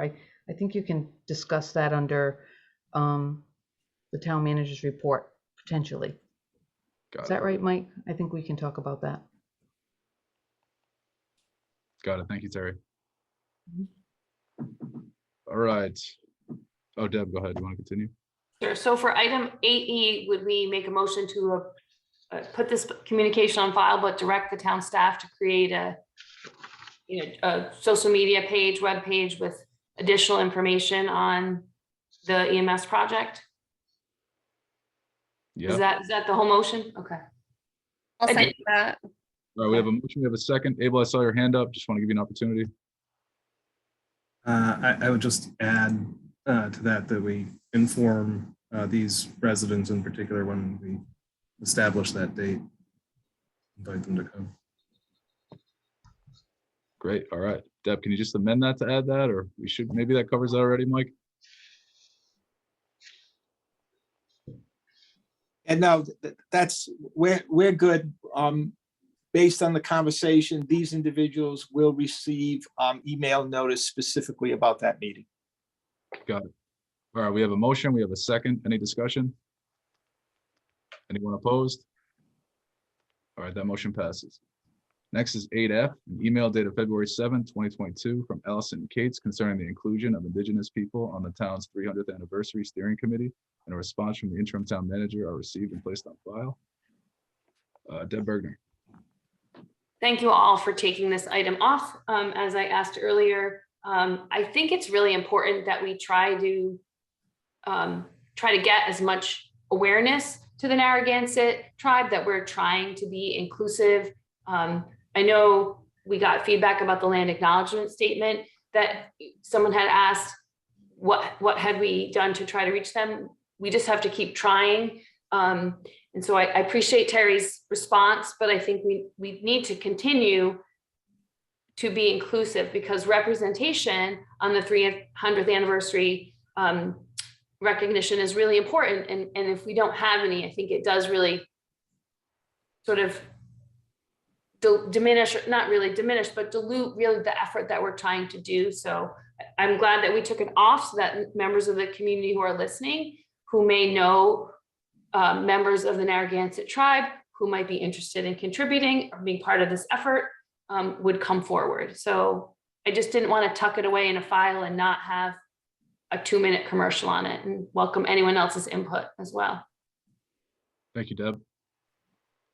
All right, do I hear a motion on this? Is there a motion needed for this item, Mike?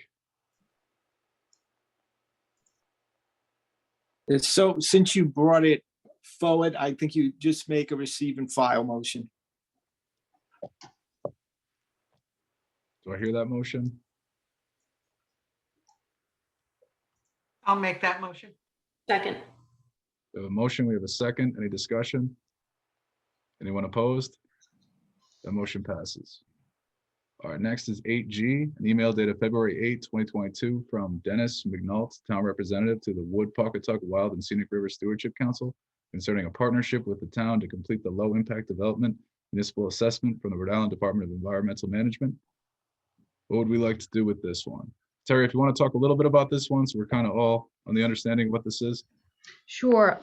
We had received this communication from Mr. Mignault. I would also say we do have a representative here in attendance. That's Cassie, and I don't see her last name. She's got her hand up. If the council would like to hear from her as well, and Jamie Rabbit is available, but essentially we would look to, we already are connected with this in terms of involving the town with the survey, municipal assessment for low impact development. So if Cassie wants to weigh in, by all means. Thank you, Great. Terry. Thanks so much for the floor. Can you hear me? Yes, we can, Cassie. Thank you. Excellent. My pleasure. So this opportunity from the Stewardship Council comes from the University of Rhode Island. They have a program, non-point education for municipal officials. A graduate student has just completed this task, which is the municipal self-assessment for low impact development, to remove barriers and improve access for low impact development in the ordinances. He just completed this assessment for Richmond, and we foresee that the Rhode Island DEM will require this assessment as part of the MS4 permits. So Stewardship Council wants to provide this service for the town with the assistant. There will be some staff time and some planning board staff time needed to complete the assessment, but that is short term for a big goal of this assistant completing much of the task with supervision from that director of URI NEMO. Thank you, Cassie. Sounds like a great thing and a great opportunity for the town. Definitely some great assistance that I'm sure we'll be happy to utilize. Great. Definitely. Pleasure to explain. So in the work session, Terry had recommended that this is something we should give to the planning board for their consideration. I think that probably makes the most sense here, but do I hear a motion? Motion to refer item 8G to the planning board. We have a motion. We have a second. Any discussion? Excuse me, did you want that to go to the planning board or the planning department? Planning board. Sorry, planning board, planning department. Sorry. Yeah. Okay. Second. Thank you, I have a Susan. quick question for you. Yeah, Just- well, okay, your recommendation was to send to the planning board, correct? As opposed to Actually, it was the planning department staff because they will be the ones involved with it. Staff will report back to the planning board on this, but it should be directed to staff to be involved with the intern who will do the legwork on it. Got it. Thank you. All right, we have a motion. We have a second. Any discussion? Anyone opposed? That motion passes. Thank you, Cassie. Very good. Thanks for your support, and glad to hear SK is involved. Take care. Thank you. All right, that moves us to 8H, an email dated February 9, 2022 from Kate C. Johnson concerning the town's plans for spending funding received under the American Rescue Plan Act. What would we like to do with this? This relates to business item 13B. Can actually refer this to later in the meeting if we'd like. Make a motion to refer this to later in the meeting. So that we can kind of tie it in with our discussion. Then. We have a motion. We have a Second. Second. Any discussion? Anyone opposed?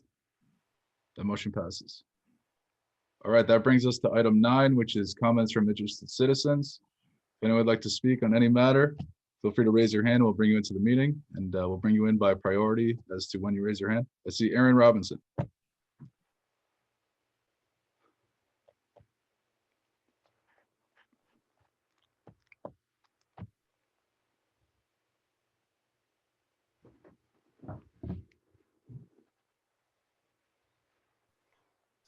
Aaron, welcome.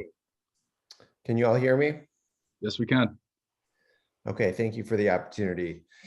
Wanted to bring forward a request from South County Health for a meeting with town staff as it relates to our ongoing approach for the land swap that was approved by the town council a little over 2 years ago.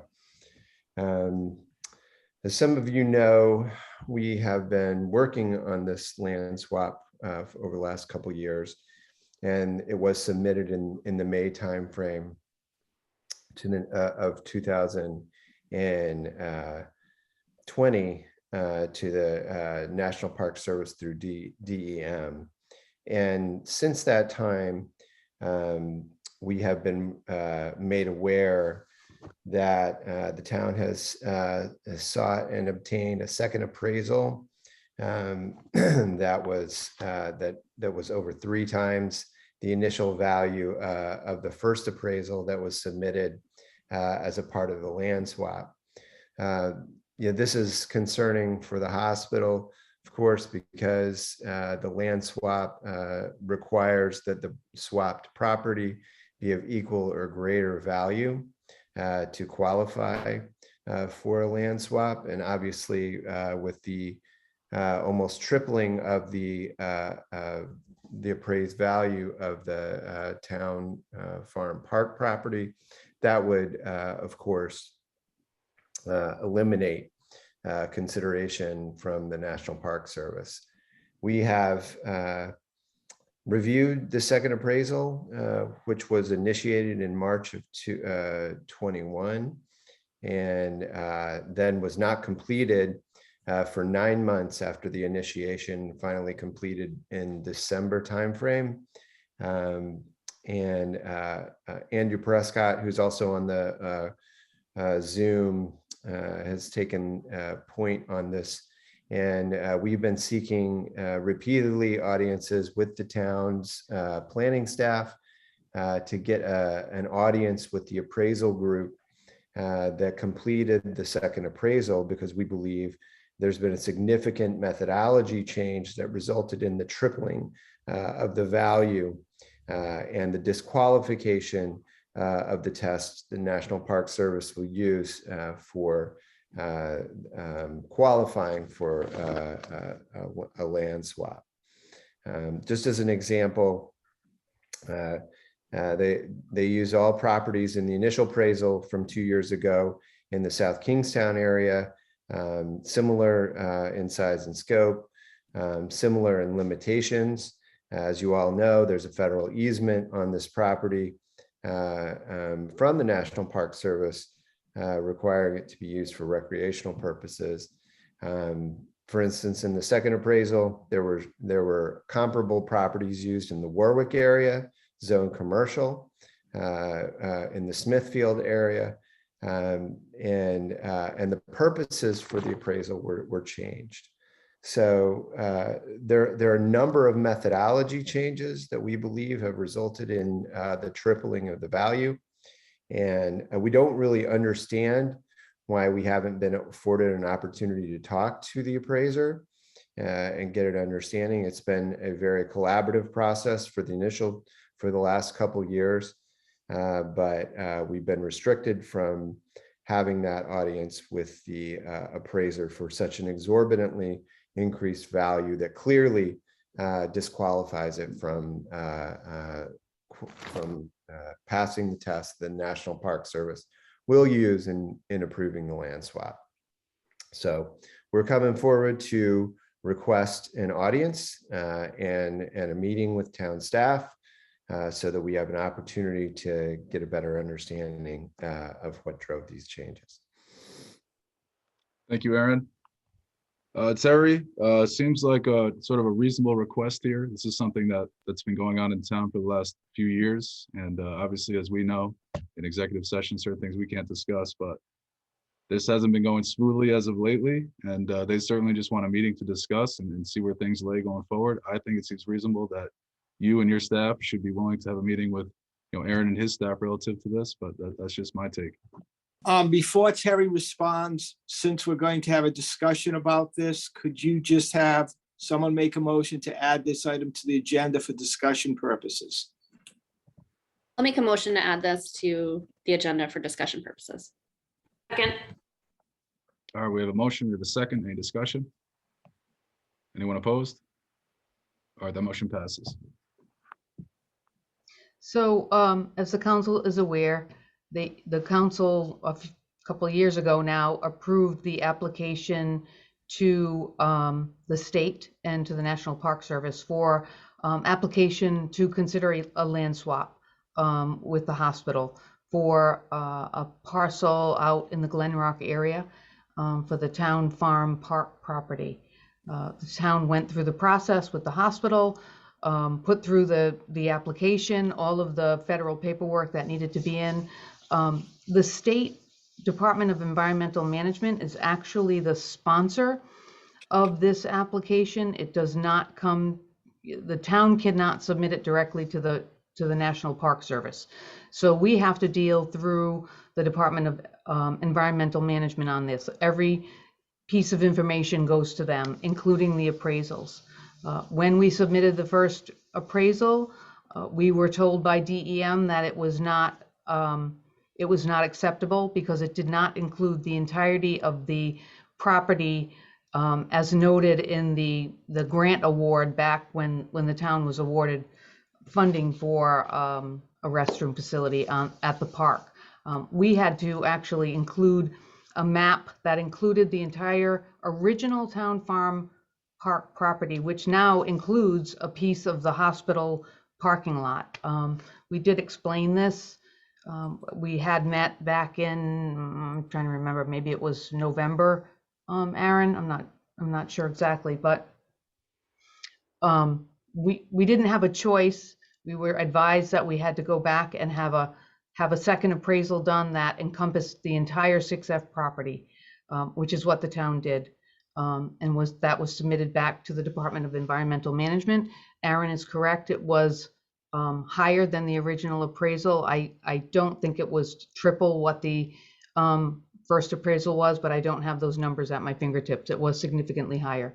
I do have them. The first appraisal was 180,000. The second was 590,000.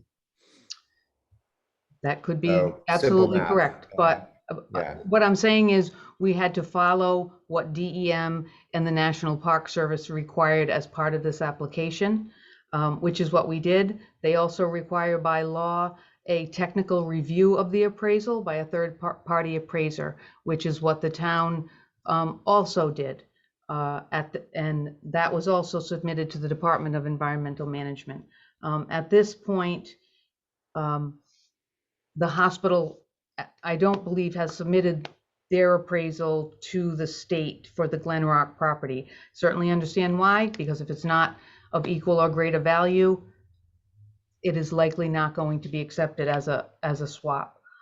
The idea of meeting with the appraiser or the technical appraiser raises some concern because we've had to follow the Land and Water Conservation Act regulations to submit this information to DEM. We've been in touch with DEM. They've advised that it goes to them. They then handle that. I'm not sure that there's a discussion to be had about the rationale or the approach of the appraisal. that is left to the National Park Service to determine whether or not it meets the regulations. We want to be able to work with the hospital, whether there are other options, other pieces of land that may be added to what they're offering to increase the value. That's certainly something to be considered, but I would have a concern about bringing in the appraisers to meet to explain what has already been technically reviewed and brought to the attention of the state. We can do that if the council wants that to happen. We want to be cooperative. This certainly isn't something, we're not trying to stop the process. We've done what the law has asked us to do to date. So Terry, my take is that the hospital is not trying to undermine the independent processes that are involved in this type of transaction here. They're just trying to get a better understanding as to what's happening within the appraisals. So they know better, so they can sort of execute their part of the deal, so to speak, more efficiently. I don't think that they're looking to sort of influence the appraisals here to change the values or anything. I just think they want an understanding, justification, some sort of rationale as to what's underlining these appraisals. I think that's reasonable. That's where I stand. I think it would make sense. I would hope you'd get on board, Terry, that if we decided that you should meet with the hospital to discuss this. But Deb Bergner, go ahead. Wow. Wow. I hear your concern, Mr. Robinson, and I hear that you're anxious for this to move ahead. We did speak as a council about this matter recently, and I want to assure you that the town is doing its due diligence and moving it along. I hear that you would like another meeting. I wonder if we could refer this matter to Mike at this time, because we added this to the agenda. We have a lengthy agenda going on. I want to assure you that we're working on it and that we have been briefed and have been informed. Terry gave us an executive session, I think, maybe just in the minutes that we just approved last couple. And we did talk about it. So where it's at on the town side, if you want to, maybe if we could refer this to Mike, because I feel like this isn't on our agenda now. We can just have Mike work on it and come back to it. Abel Collins. Thanks, Rory. And hi, Aaron. Thanks for coming to the meeting and expressing these concerns. I'm sure you've been thinking about this a lot. I don't know if you've already been in touch with them, but I do recommend the Land Trust as a local resource. They've been very helpful for the town as we've had land issues, in particular hot button issues. I know that they've been active in looking at properties in that northwest corner of town. So might be something where there's some synergy that could work out there.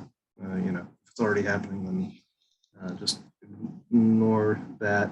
But I think in general, I have to agree with Terry's point of view. Like we've basically just done what we've been asked to by our the people ahead of us, the state and the feds, and the ball is sort of in the hospital's court, and we got to try and find a property that'll be a suitable swap at this point. And I think the current evaluations of their values don't support that. So something needs to change on the end of the valuation for that property on the northwest.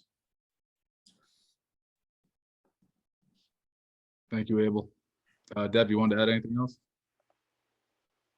No, I just think we should refer this matter to Mike so that he can communicate that whatever due diligence they're questioning is taken care of, and move on to the rest of the agenda.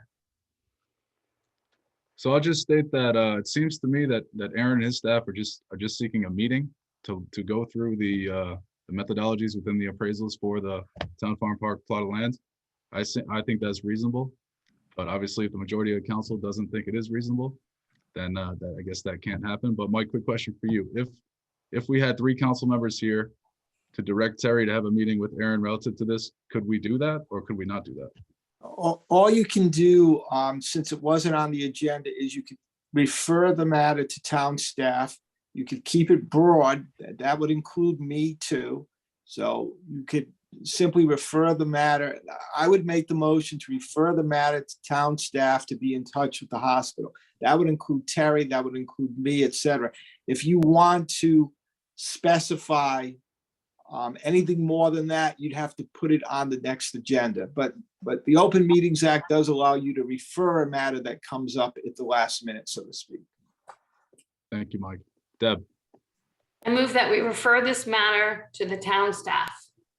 I'll second that. we got a motion, we have a second, any discussion?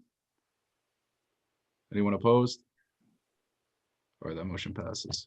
And there will, of course, be follow-up and we will get back to you. Thank you, Aaron. Okay, thank you all. Appreciate it very much. Next, we have Andrew Prescott.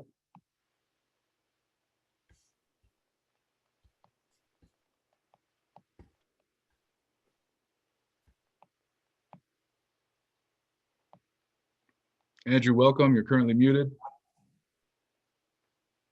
And I know that you're part of Aaron's staff, so just go ahead. You're unmuted. Yeah, thank you. I won't take but a minute because I think you just disposed of the matter, but I just want to just add one point just to make sure that the town council is fully aware of what's happening here.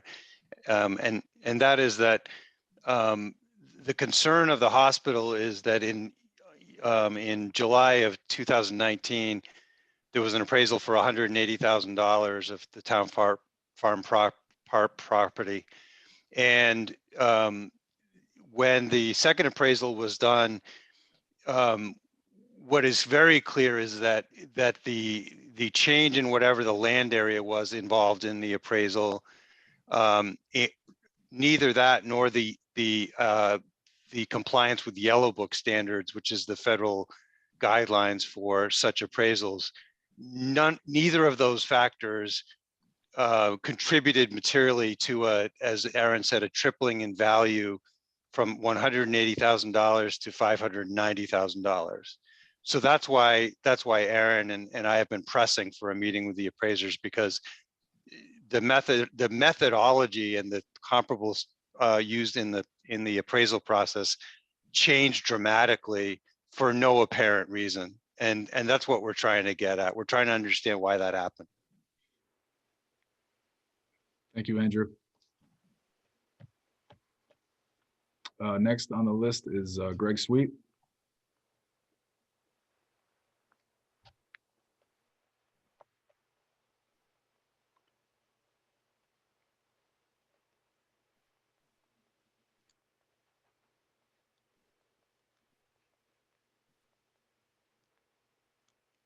Can you hear me? Yep. I'd like to talk about the $9 million in COVID money again.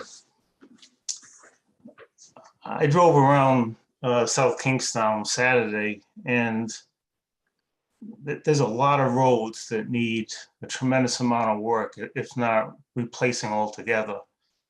You know, I don't know if anybody's been down Columbia Street lately, but you almost need a tank to drive down there so your teeth don't fall out of your head. Robinson Street is not very good either. There's a number of other streets. Parts of Willard Ave are in tough shape. Old North Road, Waits Corner, parts of Rodman Street. It's going to take a lot of money to fix the roads. I don't know if anybody's walked down Kenyon Avenue on the sidewalks, but those sidewalks are a disaster. And they're not the only ones in town that probably just need to be replaced, not repaired. They're awful. As everybody knows, every summer, whether there's a drought, or there is not a drought, all of Matuna, Green Hill, that whole area has a water ban. And certainly something could be done with that $9 million to address that problem. I don't know whether that problem takes $2 million or 50 million, but it's certainly something that should be looked into and looked into seriously. None of the proposed projects that I see are things that need to be done, like extending decorative lighting down Main Street. Well, we already have streetlights, so it's not a matter of people wanting to be seen better. And it seems to me that it's decorative crosswalks too. To me, that's throwing money away. That can be done with other funds. I think we have a heck of a gift here, and I will call it a gift, even though it's hard earned, to get as much done that's going to benefit as much of the town as possible than doing these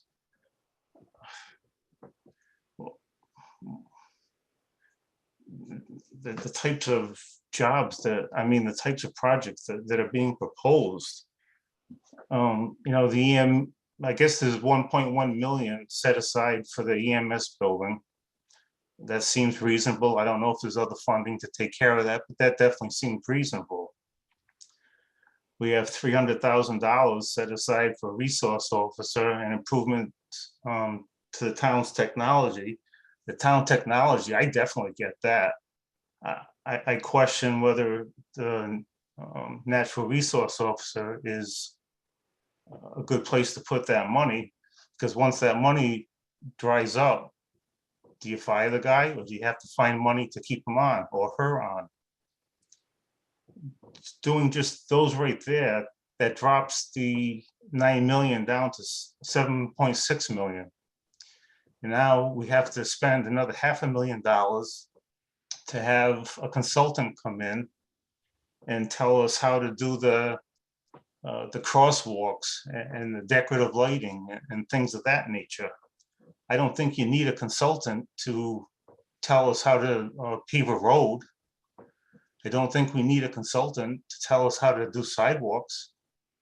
I think what we have in the town right now can certainly take care of that themselves.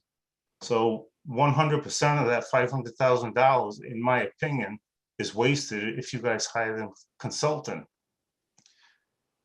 I just hope you guys look at this through different eyes. And I'm not sure you can vote on this tonight either, because I think the motion, when I think it was Jess that made it, was to have this addressed at the March 3rd meeting, I think. So I don't know that you can do anything with this tonight regardless. Thank you. Thanks, Greg. Next, we have Amanda.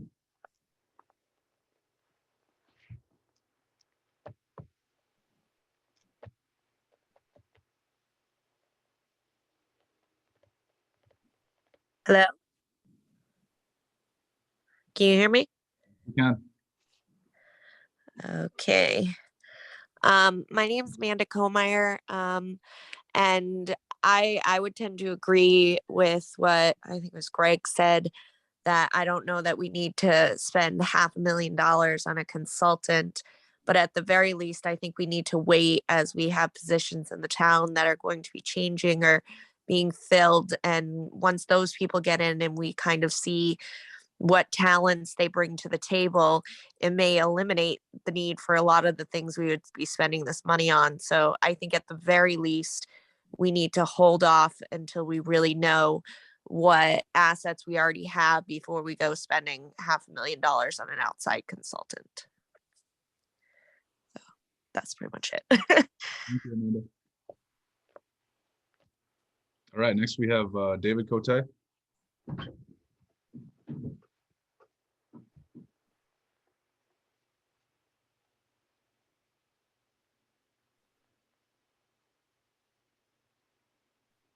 Dave, you're in the meeting, but you're currently muted. Yep, just trying to put it together.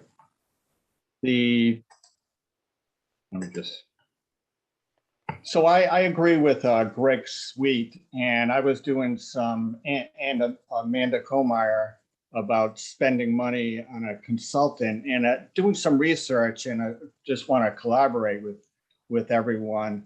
The Brookings Metro COVID-19 analysis said, while ARP money flows through the cities and counties, the most effective step, and again, the most effective step is for public officials to form teams, councils. These councils should be public-private partnerships that include small businesses, neighborhood leaders, social services agencies, philanthropic leaders, and corporate heads. And so I believe that's the most important aspect. And what Greg was saying, he already came up with ideas that a council or a team could come up with versus going to a consulting agency that doesn't know South Kingstown. Now, you're the town council. You have all the information. You are the best ones to make the decisions. You don't need someone to charge us 5.72% of the total COVID funding of $8.95 million. And additionally, in the quote that I saw, this firm initially quoted almost $2 million to do the analysis of how we, South Kingstown residents, should spend the $8.95 million. So I would lead, again, Greg already came up with great ideas about addressing the water ban, the EMS, the roads, paving the roads, the sidewalks, and town technology. That's where we should go. We know how to spend the money. We don't need a company that was initially estimated. I don't know how they go from, they wanted 21% of the overall $8.95 million, and now they're down to 5.72. Is that going to go up? And it just doesn't make sense. So again, I'll send a presentation out that shows the Brookings Institute. It says organize, stabilize.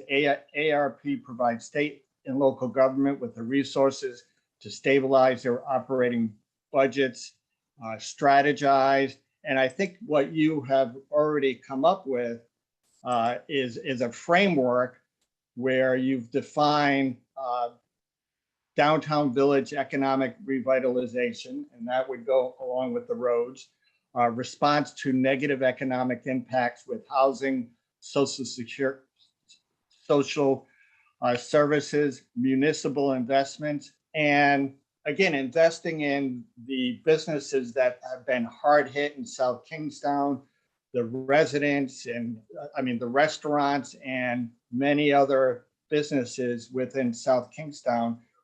You know how to spend the money. And if you don't, we don't need a consultant. Let's collaborate together, bring us all together, and decide what's the best way to spend this money. Thank you. Thank you, David. Next, we have Marina.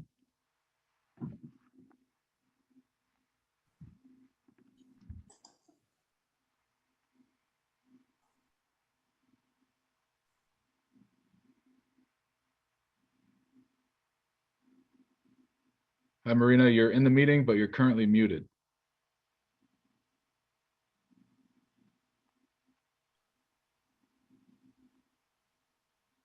Okay, here I am. Okay, you guys can hear me now, right? Yep. Okay, I just wanted to reiterate what everybody said so far. I'm also requesting that the town council holds off on approving the $500,000 for a firm to tell us how to spend our $8 million of COVID relief money. From what I understand, the town will have a new manager in place in the beginning of March.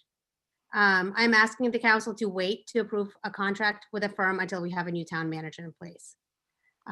That manager may have the set of skills that would replace the need for some or all of the firm's services. Although the council already voted to put in a request for quote for the said firm in June, the landscape of things have changed significantly and we should not rush into any decisions.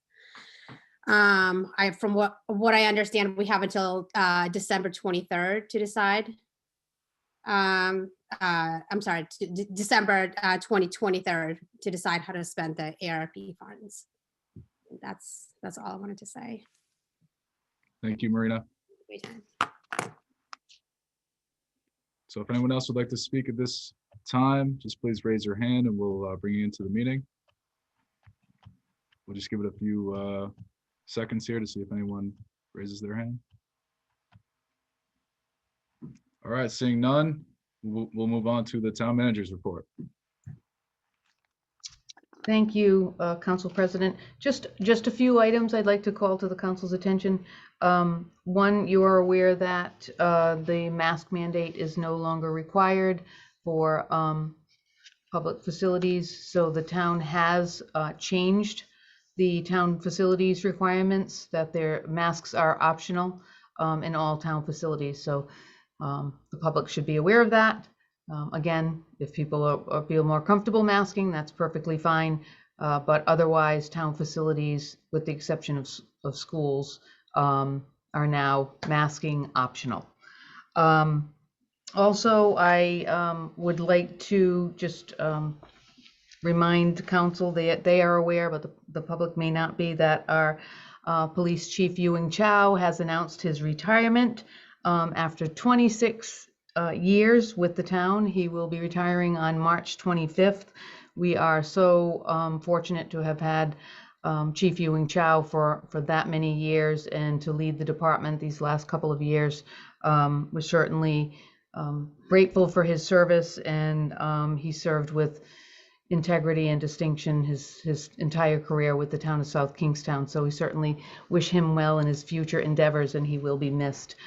In terms of how we are moving forward with the process for hiring a new or selecting a new police chief, temporarily we will assign an interim police chief, and it will not be until a new town manager comes on board that that selection will be made for a police chief, for permanent police chief position. So certainly wanted to make you aware of that is the plan moving forward, since there will be a new town manager in place fairly soon. In the meantime, we will be appointing an interim chief once Chief Ewing Chow leaves. Couple of other things. The Governor's Executive Order 2201 with regards to the Open Meetings Act has been extended through February 21st. So that's just 1 week. At this point, we will continue with any remote meetings between now and then. And we do expect that there will be some other information coming forth quickly, because we've only got a week to go. Mike's office has advised of that. There may be some language change to that executive order, or there may be, maybe he will decide to discontinue it, but that's where we are with that particular executive order. I'd also like to make note that the town has been distributing the COVID-19 home testing kits, and at this point, the state has will be issuing another round of distribution of kits. We have now moved to placing them in town facilities like the libraries, the senior center, the rec center, the guild, anywhere where our residents come through our town facilities where there's a front desk. Any household can get 2 kits at a time. There's two tests per kit. We certainly have plenty. We encourage the public to stop into one of the town public facilities and pick up their kits. To have them, whether they need them now or whether they need them in 3 weeks, they've got them at their disposal. So we're encouraging everyone to avail themselves of the kits, the test kits. And then also I would like to extend my thanks and appreciation to the town public services staff, the public safety staff, highway crews, parks crews, wastewater crews, facilities crews, for their extraordinary efforts during the blizzard, for taking care of snow removal and getting the town up and operating as quickly as possible, despite, I think it was 18 inches of snow. So I would like to recognize the staff for the excellent job that they did during that time, which was quite a challenge. And I believe that's all I have on my report, unless you have any questions. Just Rose. Terry, picking up where you left off on that, I just want to thank them for getting everything situated today. It was a great 9-inch dusting that we got. Yeah. And I was hitting the roads doing my grocery shopping right around noontime today. So I appreciate that. They did a great job. It's worth mentioning. Yes, it is. It was certainly the forecast wasn't quite what they predicted, but the crews moved quickly. They were on the roads yesterday, treating the roads. A long-term 24-hour storm like this, our crews cannot be on the roads 24 hours. We just don't have the capacity. So our staff certainly, they prepared yesterday. They salted, sanded, treated, and then rested, and then we're back at it very early this morning to take care of clearing roadways. I'd venture to say that our town staff was more on top of it than the local meteorologists. I won't disagree with that. Deb Bergner. Also. I'm going to stay right on snow for a minute, Terry. This is either our second or third snowstorm, so just want to check in with budget, overtime, what happens if, I don't think we had much snow last year at all, so how do we handle that budget item? Should we exhaust what we've allocated? Great question. John probably can speak to that better than I, but we certainly, we budget appropriately for materials and labor for winter storms. And generally speaking, the budget is very conservative in terms of expectations, so that I would think I would know if John were concerned that we were depleting our budget at this point, but perhaps when he comes in for one of his other items, he can Okay. speak to that a little better. So another, if I may, continue on. So I saw somebody posted one of the pending legislation items about permits, something about no construction permits would be approved by the towns unless the construction of the home was all electric. And it was kind of a surprise to me that this legislation was even in the General Assembly, and it had me wondering about how we monitor, how we are informed about legislation, because until I saw it on social media, which, well, I'm unstable here. Before I saw it on social media, I didn't know about it. So how do we keep informed about any legislation that's coming forward? Another one that came to mind is the land use regulations. There's a commission at the General Assembly, and they're studying, basically like administratively approving construction without going to the planning board, sort of expediting, which would have, real consequences here. So how do we manage all of that? And I mean, even in a minor way, the redistricting, like, Sure. So Right. So we participate in the Rhode Island League of Cities and Towns, and they have staff who send out, most of the time it's a weekly legislative update, and they list legislation that they feel is of priority in terms of city and town officials reviewing and deciding whether or not it needs to be either commented on, or whether the officials should be reaching out to their legislators. So we do get information in that regard, and also Mike's office is on top of legislation that comes down the pike as well, and will advise us in that regard. So there's an open flow, particularly from the League of Cities and Towns, that helps town officials to keep on top of legislation like that. Those are great questions. I will be honest, I'm not aware of the whole building permitting for electric homes. That All has not crossed my desk. I will say that the redistricting, Susan is all over that. We're very well in tune to it and aware of it. There's another piece of legislation with regard to our request for zoning board alternates that's coming up. That's been sponsored by Rep. Fogarty and Rep. McEntee. So we're aware of that. That's how we attempt to keep on top of these types of legislations. And city and town mayors and managers will frequently communicate with one another on those types of legislative issues. The land use one, I don't know if the council's aware of that. That one we should really be paying attention to, because that will change, how permitting is done, going forward if some of those pieces get put forward. Well, that's it for now. We can talk about the other couple things when they come up. Thank you. Thank you, Susan, too. Any other questions for the manager at this time? All right, we'll move on to the town solicitor's report. Good evening again. If you checked your email before the meeting this evening at 6 o'clock, I sent you an email which had 16 proposed interview questions in connection with the manager search.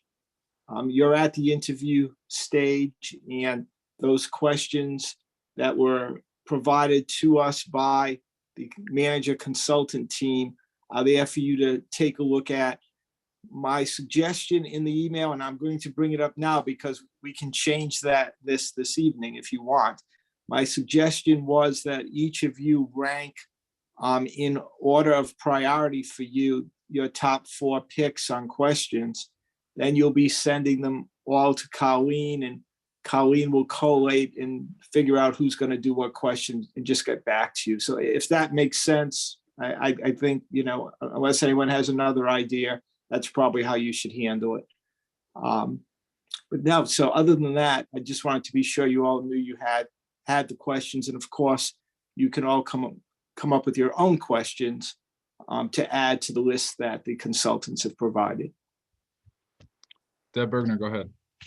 That was it. I think I didn't know you were going to say we can always come up with our own 2 questions that we want to ask of all of the candidates that we develop ourselves. Yeah, great. Yeah, Mike, it sounds pretty good to me. So as long as anyone's not an objection, I figure we should do that. Good. All right. So get them all to Colleen, as soon as possible this week, and then we'll be ready to go. Great. Thank you, Mike.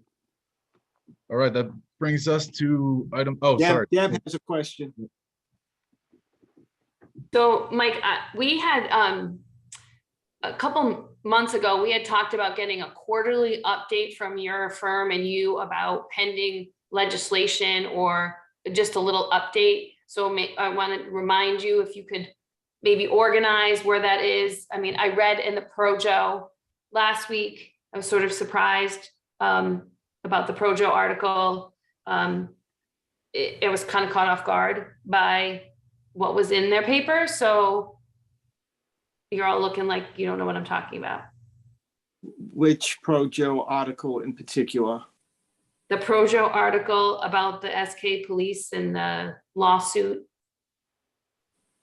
Right, and that's on your agenda for this evening. Okay. I didn't see it on the, so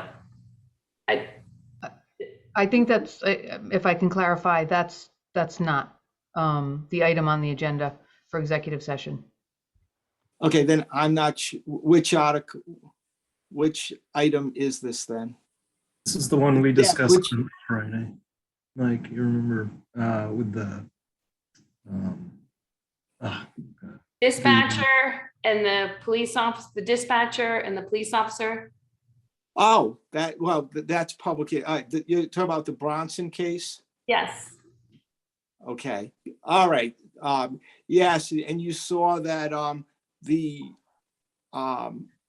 reporter reached out to Mark Reynolds, who's handling that case for the town, and he didn't comment. She also reached out to Terry, and my advice was also not to comment. But yeah, okay, I understand what you're saying. You read about it in the newspaper as opposed to finding out about it ahead of time. I get it. If you could, we're still in the first quarter of 2022. If you could just give us at the next meeting, just an update.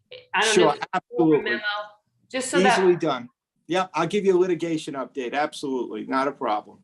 what's pending. There's a couple things that I think might be pending, and then updates on other things. Sure. Thank you very much. All right, thank you, Mike.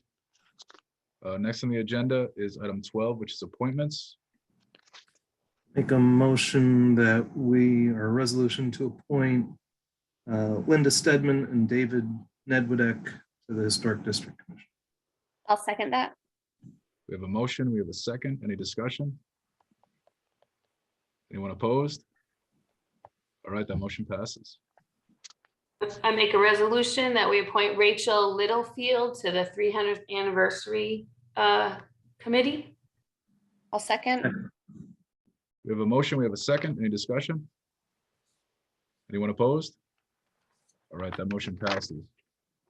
That brings us to new business, item 13B, which is a resolution continued from January 24, 2022, authorizing an award of contract to Weston and Sampson of Foxborough, Massachusetts for professional consulting services related to the American Rescue Plan Act Local Fiscal Recovery Fund, an amount not to exceed $492,800, including a $20,000 contingency as detailed in the amended proposal, as further described in a memorandum from the interim town manager to the town council dated January 19, 2022.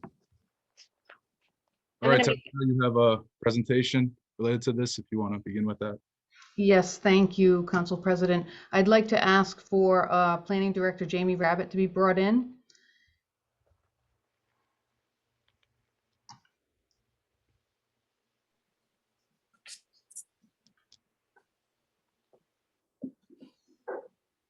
And Susan, if you could allow for Jamie to be able to share his screen.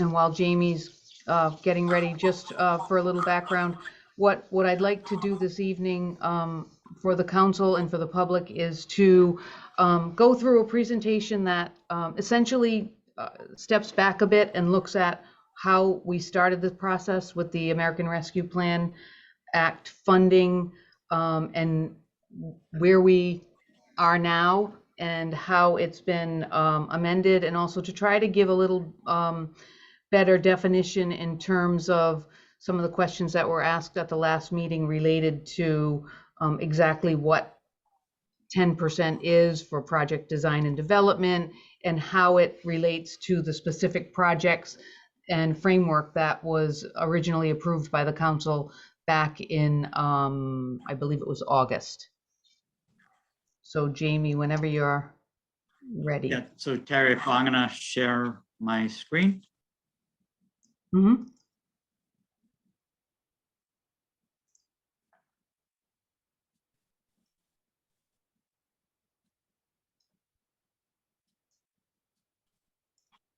Okay, thank you, Jamie. So I will start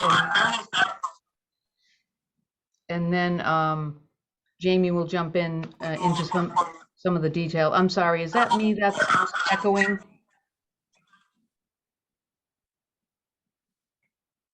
I'll try that again.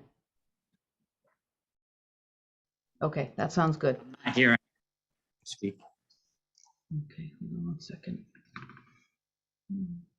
So,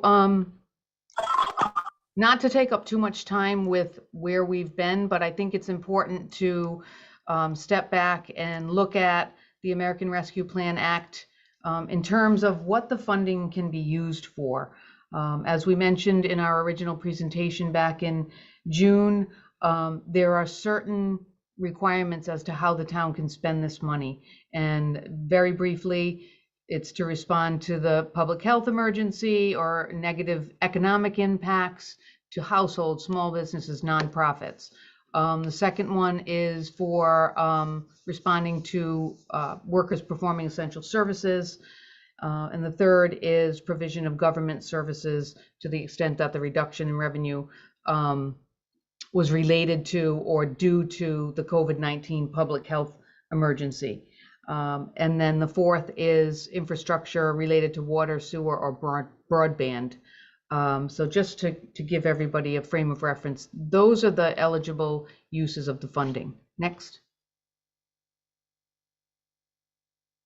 So again, economic development, if you recall, the framework that you originally approved does have in it addressing economic development for small businesses, for any impacts on the economy. So that is one area that we focused on in the framework. Also tourism and travel, again, big for our town in terms of being a coastal town and having a very busy summer season. We know that restaurants and summer businesses were severely impacted. Community grants, that's part of the framework as well. If the council recalls, they approved allocation of funds for social service agencies that would be addressing impacts of COVID-19 related to low-income populations, children, mental health services, those types of issues that have only been exacerbated by COVID-19. Also utility infrastructure, again, that's water and sewer. Organizational needs within the municipal structure, such as the technology, improved technology, and again, also broadband infrastructure. Go ahead, Jamie. Ineligible uses. You can't offset tax revenue and you can't deposit any of this money into the pension fund. Next.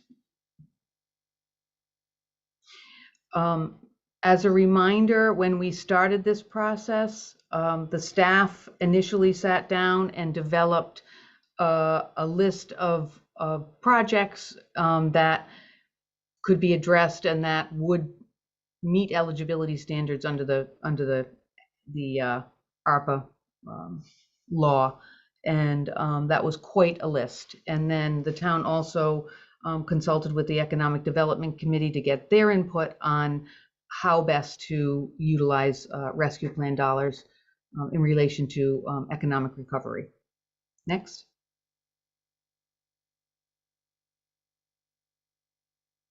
And as a reminder, we essentially, as I said, there was a laundry list of projects. The projects were ranked. We had $37 million worth of estimated costs. We narrowed that down and ranked items 1 and 2 to get to our 8.95 million, which is what we have available. Again, the staff was careful to identify projects that would address impacts caused by or exacerbated by COVID-19 and or had negative impacts on the economy. And again, we narrowed it down so that we got to a place where we would be able to present the council with recommendations of those projects. And then there was also a plan B, which would have basically absorbed all of the project funding, and that would have been for a water treatment facility, which I think John had estimated at about $5.5 million. So what are the projects? So we broke them down into 4 different categories, essentially. Village revitalization, that would address economic impacts associated with small businesses and households. Village revitalization having 2 subcategories. One, municipal investment programs and then private sector investment programs that would be matching grants for small businesses. The next category has to do with negative economic impacts associated with households and nonprofits impacted by COVID-19. And again, the council approved funding for affordable housing creation and elderly home repair programs, and also nonprofit social service grants that could be issued to local agencies for various initiatives that would respond to the COVID-19 impacts. And then also there was the municipal investment side, which speaks to the government services that were recommended by the town. That included a paramedicine program through EMS. It included a community mental health workers through the police department. It included the municipal audiovisual technology improvements, among other things, which you'll see later in the presentation. And then under the revenue replacement eligibility category, this is where the council recently authorized $1.1 million to be reallocated for the purpose of constructing an EMS facility in the southern area of town. And also program management would be the funding that was allocated originally under $300,000 for a staff person, a grants and contract manager to be hired in-house, and another $200,000 from various projects that were proposed to address design and development. And that is that's the program management piece reflected here at $500,000. And then of course, Plan B, I mentioned already, the water treatment facility, if that were something that the council wanted to consider instead of the projects related to economic recovery downtown and in the villages, and some of the social service programs and the municipal programs. Next.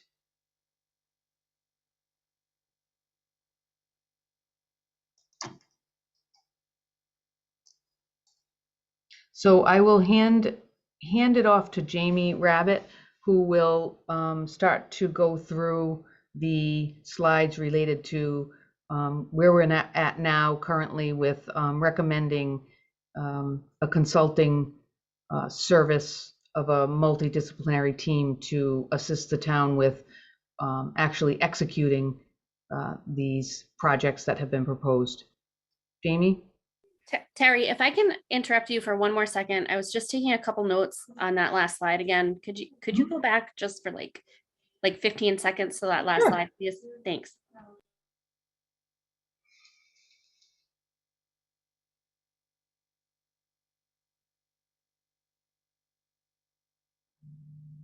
This is also linked in ClerkBase, so this is available to the public and can be accessed after this meeting if people want to take a closer look at it. That's entirely. I'm all set, thanks. I just wanted to keep my stream of notes in order. I appreciate it.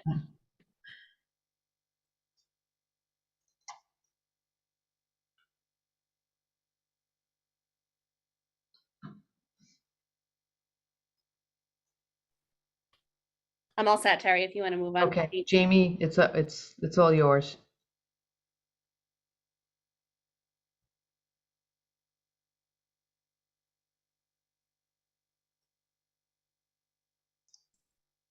Jamie, you're muted. Thank you. I needed the host to unmute me. Thank you. Again, thank you, Terry, and thank you, council, for allowing us to come in tonight and go through some of the things. Terry just briefly went through where we were, how we got there a little bit. With regards to the proposal submitted by Weston and Sampson, again, back in the fall, we developed a scope of services. We did a request for proposal. There were 3 firms or entities that responded to the request proposals. two were deemed to be unsatisfactory with regards to response and submittal. And we began discussions with Weston and Sampson. As was stated in some earlier testimony this evening, they originally came in with a full scope of services under $2 million, approximately 1.9. But that was kind of cradle to grave with a lot of unknowns associated with engineering and architectural services. During the discussions with Weston and Sampson meetings and follow-up conversations, they better understood what the scope and services the town was looking at. They revised their scope of services and came in just under $500,000 at roughly $475,000. They put a multifaceted team together made up of RKG Associates, Union Studios, Corporate Facts, as well as Weston and Sampson. Bringing to the table Union Studios, who is an urban design and community planning firm and architectural firm who is not just known in Rhode Island, but throughout the country and world. RK Associates deals exclusively with the accounting, financial side, as well as Corporate Facts is dealing with monitoring services, accounting, and financial services. The chart you have on the left, in essence, is the flow chart with Weston and Sampson providing project management with Blake Martin, Jim Reardon, and Ashley Sweet as the primary managers of the project, with technical review from Steve Roy. You'll see monitoring services by both Weston and Sampson and Corporate Facts, accounting and financial advisory services from Weston and Sampson, RKG Associates and Corporate Facts, communications and public engagement from Weston and Sampson's. With regards to project designs, you have Weston and Sampson, as well as Union Studios, streetscape landscaping and historic architecture, Weston and Sampson's and Union Studios, market analysis from RKG, GIS solutions from Weston and Sampson, water, wastewater, stormwater, and other utility needs, as well as transportation coming in from Weston and Sampson. So they're really bringing a multifaceted team of urban planners, community planners, architects, engineers, transportation engineer, wayfinding, landscape, lighting experts to the table to help the community, as well as the council, identify those projects listed in the silos or buckets that were in the previous slide. Here are some of the just key players. You have Blake Martin, who's the vice principal. Sherry Ruin, registered landscape architect, also a vice principal. James Stanscrease, who's the transportation engineer. Ashley Sweet, project manager. Jim Reardon, team leader, as well as Donald Powers, who's the president and founder of Union Studios. Jeremy Lake is also an architect that's listed as one of the staff members associated with Union Studios. Union Studios, in their presentation for the $475,000, was responding to specific tasks we had contained within our RFP. In essence, there were 6 items: financial advisory services, communication services, project development services, project management services, cost tracking, accounting, and reporting services, all federally required as part of the grant application, as well as monitoring services associated with the federal requirements and bulletins in the grant award. A breakdown of those, and we mentioned it's $475,000. I think we're trying to give you the information to help you make decisions on where the money's being spent. Terry had mentioned earlier that there was $300,000 originally programmed for a temporary 3-year person or persons. When we tried to broach that subject matter with some entities who would perhaps be interested in such a position, one of the difficulties became very clear to us is that anyone that the town invested in bringing on board, unless they were done on a contractual basis for the 3 years, potentially could be trained, invested, and divested in the community, and also gone from the community within that 3-year time period. There was no promise of longevity for that 3-year time period. You could bring a new employee on board, and within the first 6 to 18 months, that employee could have decided to leave an engagement with the town and go to another municipality or back to the private sector. So bringing on a consultant assures some deliverables. This is the 475,000 broken into a pie chart. You have project development is really those engineering, architectural, landscaping, wayfinding, traffic engineering, program development factors, just the management of the grant and the cost accounting are the other factors, as well as monitoring and services and financial accounting. Dave Cote did the math. It's roughly 5.43% of the total grant award would be proposed to be utilized for grant management. And you'll see that the original grant of 8.95 million and the scope of service has just over 475. Some of the council members a couple of weeks ago asked, what is typical with regards to grant management or project development?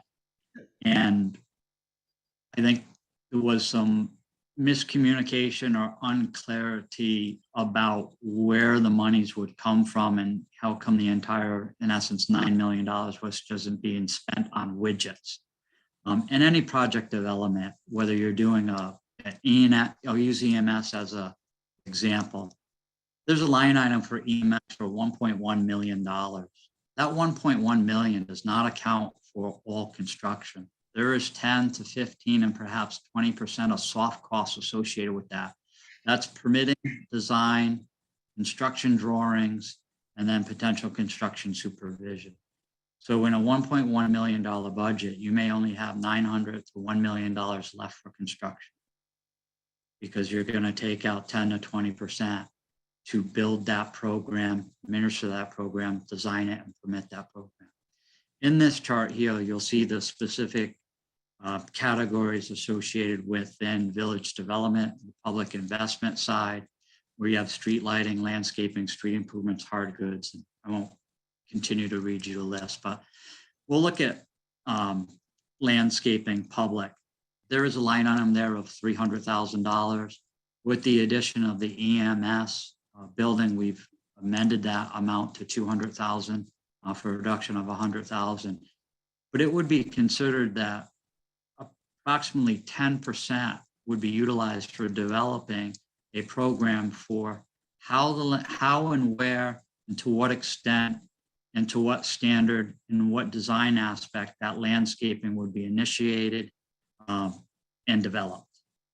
So if you go through a couple different slides, again, village, downtown, private, public investments, you'll see the line items on the left. Second column is what was approved in July by council, the adjustments that staff made with the new South Kingstown EMS building, the difference, and then a potential 10% from the administrative grant and program development of that. The same thing under housing, nonprofit, and housing affordability. You do not see 10% on the resources such as natural resource officer, Office 365, audiovisual. There is a small item for youth employment programs of 5,000. For all of these other items, we've probably spent 5 to 10% of all of these items in-house managing these as staff to the town of South Kingstown. The total for all of these exceeds almost $700,000 for program management. That also considers that we originally had $300,000 budgeted. So there really was always anticipated close to $1 million for program management and development of the American Rescue Plan Act funds. This is a pie chart trying to break the numbers down of where the village development on the public side is, the village private-public partnerships, the nonprofits, housing affordability, government services, EMS, and program management. And again, program management right now, sorry, I misspoke before, it's 5.31%. I think I said 4.3 before, but 5.31%. On the federal side, on any grant administration, whether you're doing a bridge or a highway, typical award aspects with soft costs associated with permitting and design, as well as project management and construction management, can eat up between 30 and 40% of an overall budget. So from my perspective of being involved in a lot of federal and state projects over 32 years, 5.3% for program management and program development is extremely reasonable or within a known parameter. Again, going back to where those funds would be spent, I think one thing listening to the public in a couple of meetings is that we have line items associated with the categories, but no one has decided exactly where the resources would be spent in the different villages, whether there would be more money spent for sidewalks, less money for landscaping, more money for facade treatments, less for street lighting. Those are all categories that will be further vetted in the project development phase. In Wesson and Sampson's proposal, they have proposed to do 4 days worth of design charrettes within the community, boots on the ground, with participants of the business community, with those stakeholders, to further vet and figure out exactly how those resources should be spent as it can best affect economic development in the town.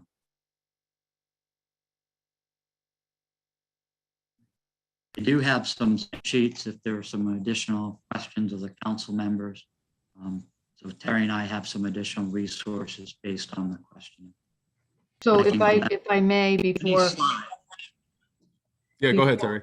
Before Jamie wraps up, just a reminder that the public engagement that was carried out in June and July, you may recall the town put out notices, there was a website, there were people who, members of the public were asked to respond and make recommendations. We had social service agencies submit ideas for how they would spend any grant money that they received. So the public engagement piece of this process has, we've been through it. There were sessions, council sessions, work sessions on this as well. That's where the framework that was proposed to the council was presented and then approved by council. Now, that doesn't mean the council can't change what they'd like to do, but that's one piece that I'd like to just remind council that we've been through a public process, but you know, of course, everybody has the right to, you know, weigh in. The other thing I would remind council is, I think one of the questions was, why can't we do this work in-house? Again, we had budgeted, initially proposed $300,000 for a 2-year contract of a contract and grants manager to take in-house.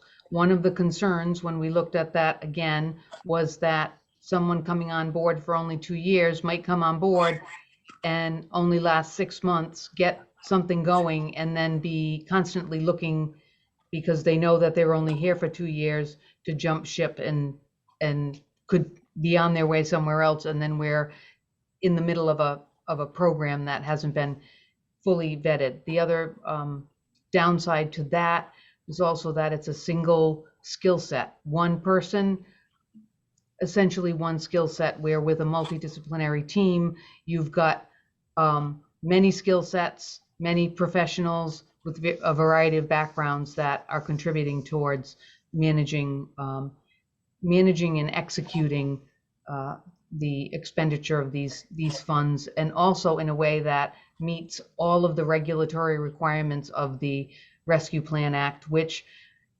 are quite, you know, they're stringent in how you can spend this money. So that is the other piece of this that we have to bear in mind. And then finally, the projects that are proposed, many of those are infrastructure projects. You know, you identified and the public identified economic recovery as a critical piece of how you want to see this funding spent. And I think that the better portion of these dollars are dedicated to that, whether it's public, private, or public on the economic recovery side. So just some things to be reminded of, and where we can answer any questions the council has.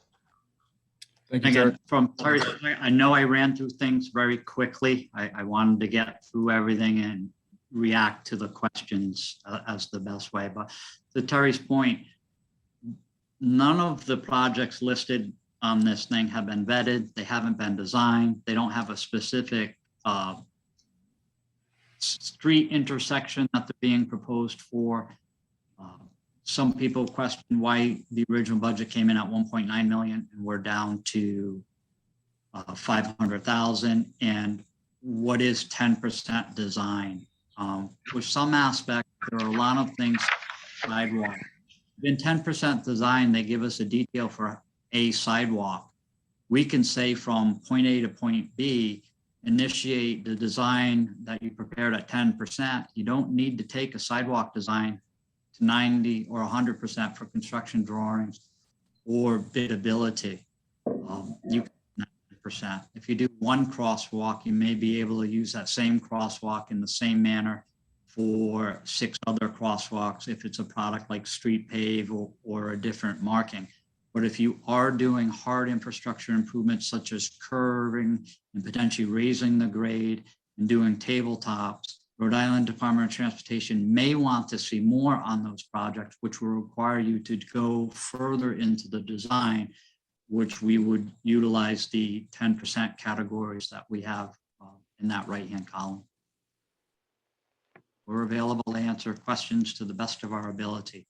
We also have Jim Reardon in the audience, I believe, from Weston and Sampson. Yeah, Susan, if we could we bring him in as well? Jamie, I got a few questions for you. First off, safe to say that the planning department currently doesn't have the capacity to take on this sort of work in addition to what they're already doing? I think the difficulty is if you wanted me to function as your planning director and run the department and handle workload, the answer would perhaps be no. We would be extremely stretched. If you wanted me to disappear as your planning director and function as the director of American Rescue Plan Act, that would be an option of the council. But I also I'm not an architect. I know a lot about architecture. I know a lot about landscape. I know a lot about transportation and design, but I'm not a PE. I'm not a registered landscape architect, and I'm not a registered architect. So I can communicate well with those skill sets, but I don't have the registrations associated with that. If we needed to vet a design with the Rhode Island Department of Transportation or develop building plans for a structure. All right, that sort of touches on my next question here. So the planning department currently, based on what you just said, doesn't have the competency to actually deal with these projects, the development of those? We can take them to a certain scale. Rich Bourbonnais, your town engineer, is also a landscape architect. That's not what he does day to day, but if he's doing landscape architecture for the council in the American Rescue Plan, he's not doing something else for the council with regards to engineering, design, and supporting public service. All right, I want to ask you another question. Of resources. Got it. You say that $1 million was already anticipated for the project management development costs related to all this, but we had also talked about the potential, the consideration of bringing on someone for 2-year contract at the cost of $300K. I'm trying to reconcile the differences there.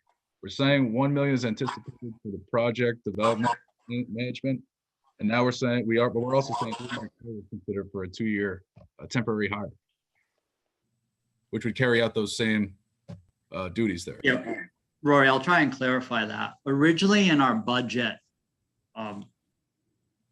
and again, I have it on a different slide in a different PowerPoint presentation that the council had. When you look at the categories, I'm just gonna go, just bear with me. Sorry. When you look at this pie chart here, we have program management of $500,000. We originally had that programmed at $300,000, and that was for a staff person versus a consultant. Within the other categories, that 3.49 of village downtown improvements, we also looked and knew that that 3.49 wasn't all going to buy the product, that the product had to be specified by someone, designed by someone, engineered by someone, and located by someone. And approximately, if you took 10% of that, there'd be $349,000 available for that program development, leaving you with $3 million for actual construction. Jamie, your charts show that 10% column for each project. Yeah. If you want to go to If- that, you can So see. if we go to this column, the far right shows where you could take, where you, in a normal budgeting standpoint, you're taking roughly 10%, and that's a very conservative number from each project. So if you have 1.25 million for facade improvements, you have approximately $250,000 available for design, which would No, leave you. No, 125,000. Sorry, 125,000, which would leave you 1.1 million for 2x4s and nails. I could equate it to, if you're, we all agree we want to build a house. If we just use that as a comparison, some of you are building a Cape, some of us are building a ranch, and some of us are building a California contemporary. Someone has to give us the blueprints. We all have to agree upon the blueprints. The blueprints cost a little bit of money to develop, and that comes from the money left to build the house. So in that, we have 1.25 million for facade improvements, or we'll take it, $175,000 for fencing. Someone has to develop what type of fencing, the specifications for the fencing, manage how the fencing gets purchased, who installs the fencing, file the requisitions, do the accounting for that, fill out the federal forms, and that is factored into that grant management from Weston and Sampson. Thank you, Jamie. One last question before we move on to other members. In your opinion, is the roughly 500,000 that would go to Weston and Sampson the best use of the money to most effectively utilize the services to get the program development? Essentially, the best bang for your buck is to go with this consultant as opposed to any other alternatives, which include doing it in-house, potential bonuses offered to department employees, things of that nature.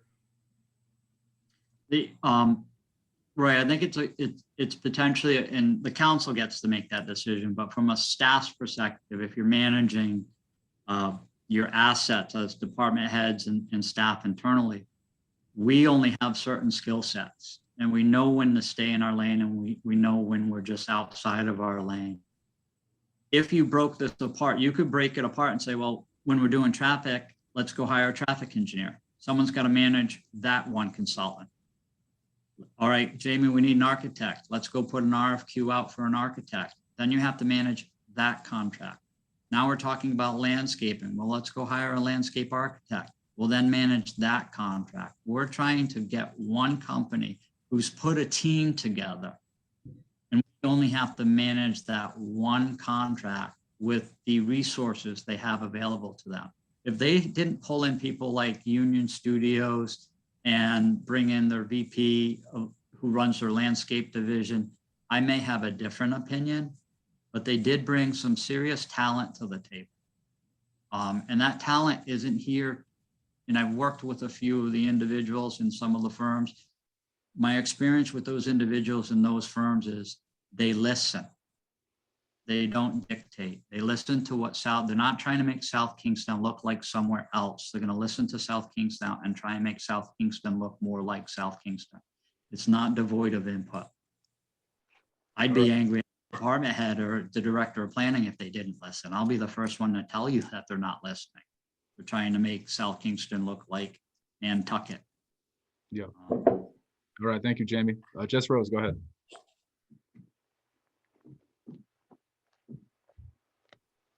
Thanks, Rory. I don't feel good about this at all. So the first thing that I question is, how readily they were willing to come down to meet just under our budget. So I sort of question that right off the bat. Second, when I'm looking at the program development, the 10%, it's like sort of inconceivable to me that, we would pay them $22,500 to give us ideas regarding lighting. That we would pay $17,500 for them to give us ideas regarding fencing. If we can go back to that slide for a second that I was referencing, that'd be really helpful. So Jess, with regard, it was 2 slides ago. It was the investment categories, estimated project costs. so Jess, those are averages across the board. That I'm not saying that they're for the street lighting, that the budget item's 400,000 and someone would spend $40,000 of that.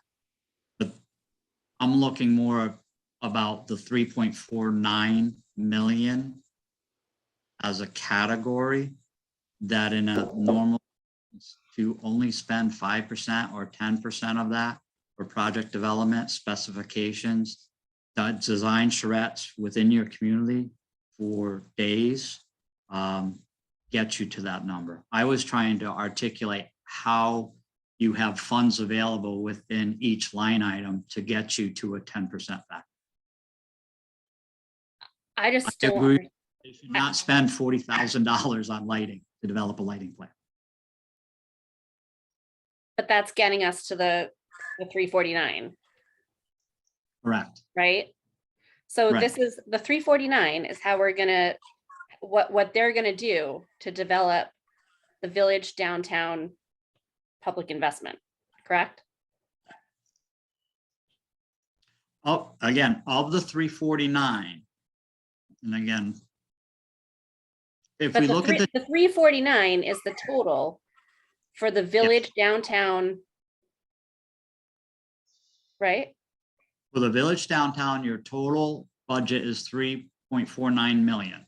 And if Okay. you took 10% of that, you have 349,000 potentially available that doesn't eat into your construction budget, available for design and management. It doesn't mean using all of those funds. That just seems like an awful lot of money to tell us to design stuff that, you know, we have town staff who are really good at this. I understand where you're coming from, you know, when you say, do you want me to be your town planner or do you want me to do this? I understand that as an overall thing, yeah, but I just think that we're not giving our town staff credit for being able to handle some of these things. I think I can speak to that a little bit. To say that there is definitely a capacity issue in terms of how much, if we want town staff to be all in on the American Rescue Plan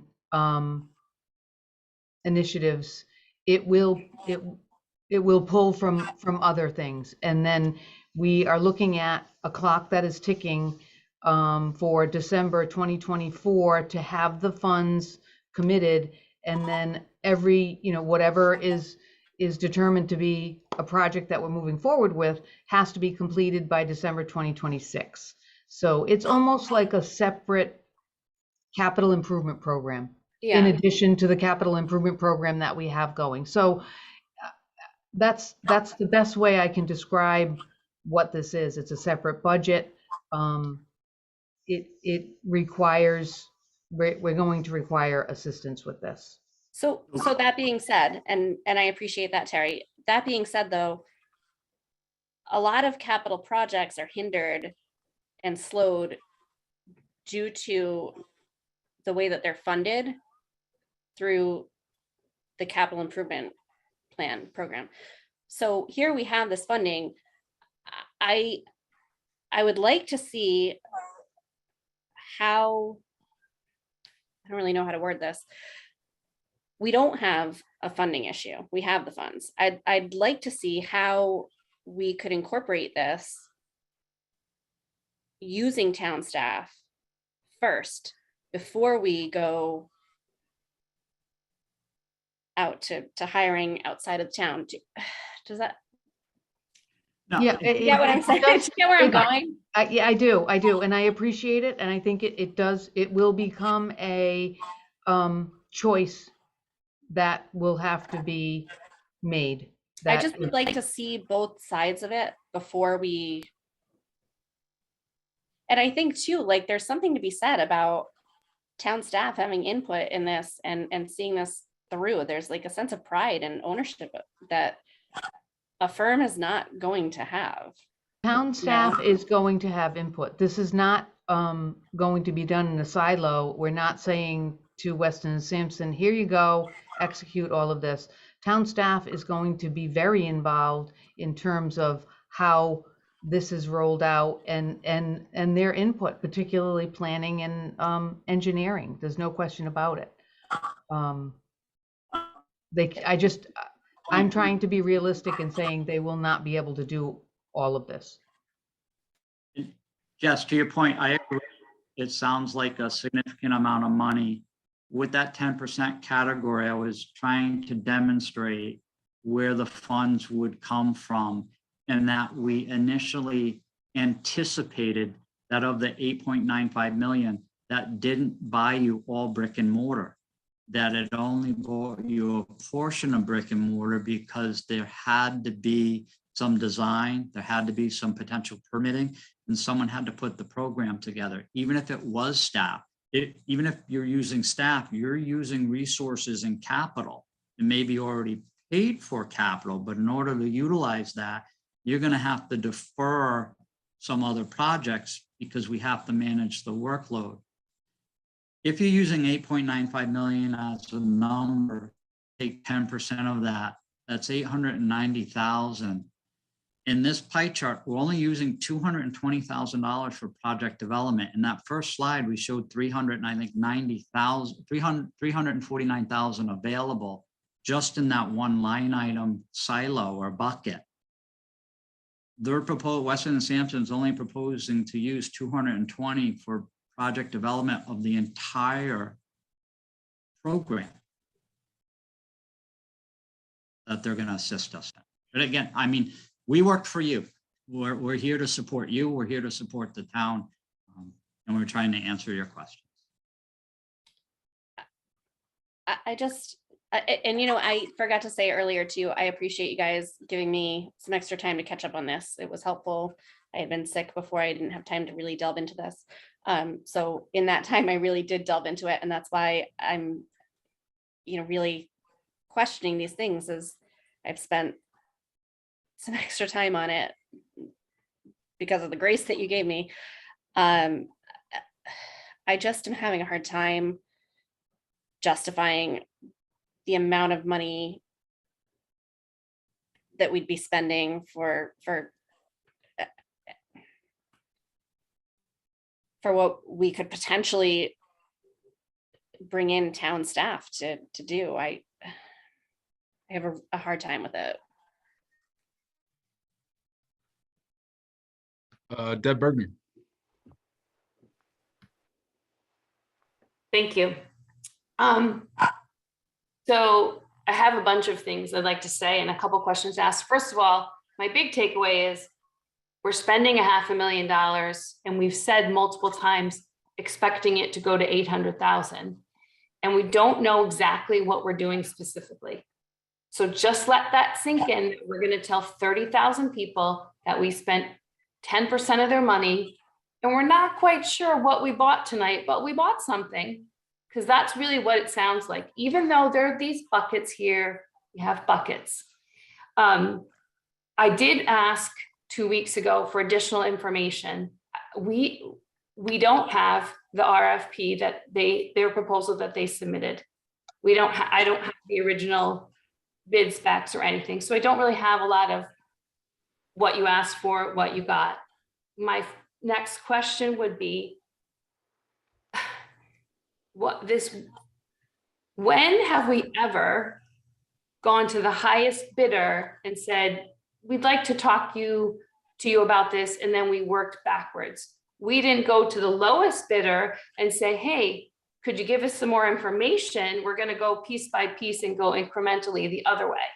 So I question a little bit of that, because I haven't seen that where we've gone out to the high bidder and then worked backwards. I know what happened, but I need the community to understand why we did that instead of taking for example, the H&H here and saying, well, you didn't have a lot, but could we get some more information in that way? I do think that Jess was where I was going to. I think if you're thinking about, do we really need someone to tell us what kind of lighting we have? We have decorative lighting. We did this years ago. We can look at what was spec'd out. We don't need to even have that in the scope of the work.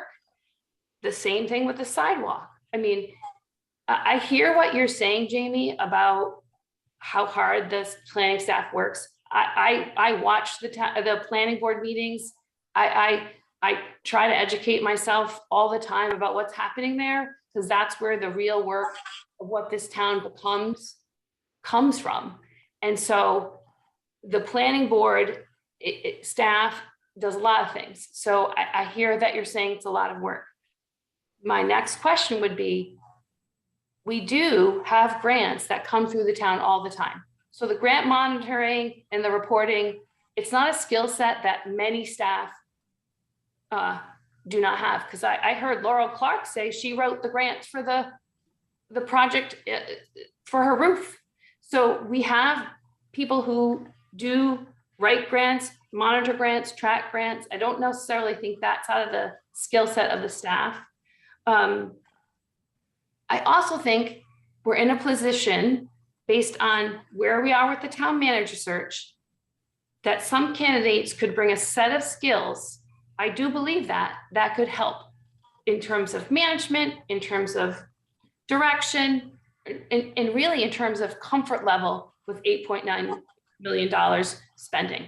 So while I don't disagree that there are elements that we're lacking at this juncture, I feel like we're doing something prematurely from putting the pieces to the puzzle together.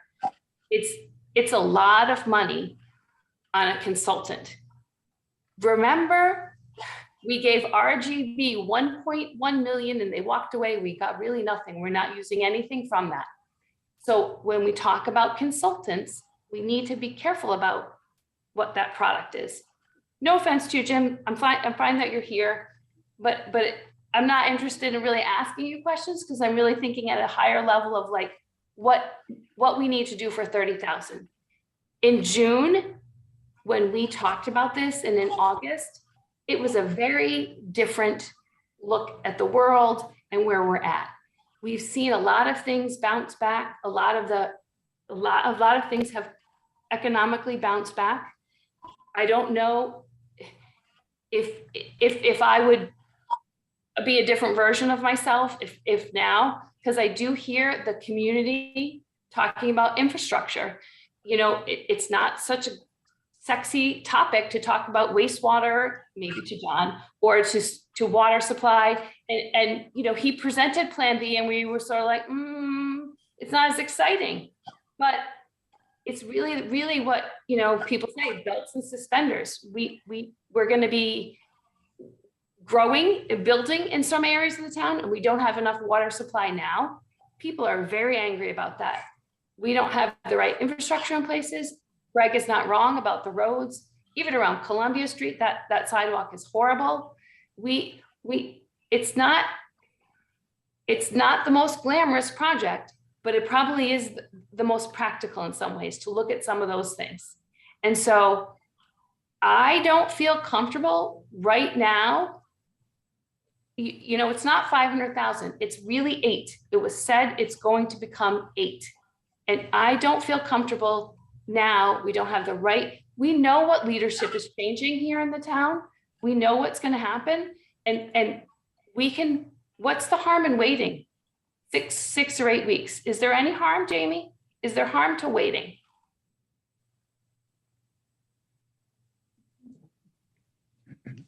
I'm here to answer questions, Deb. I don't. Yeah. So is there harm if this was? I don't have a crystal ball for that one. What? I don't have a crystal ball to tell you 4 weeks from now, we should have moved on something 4 weeks earlier.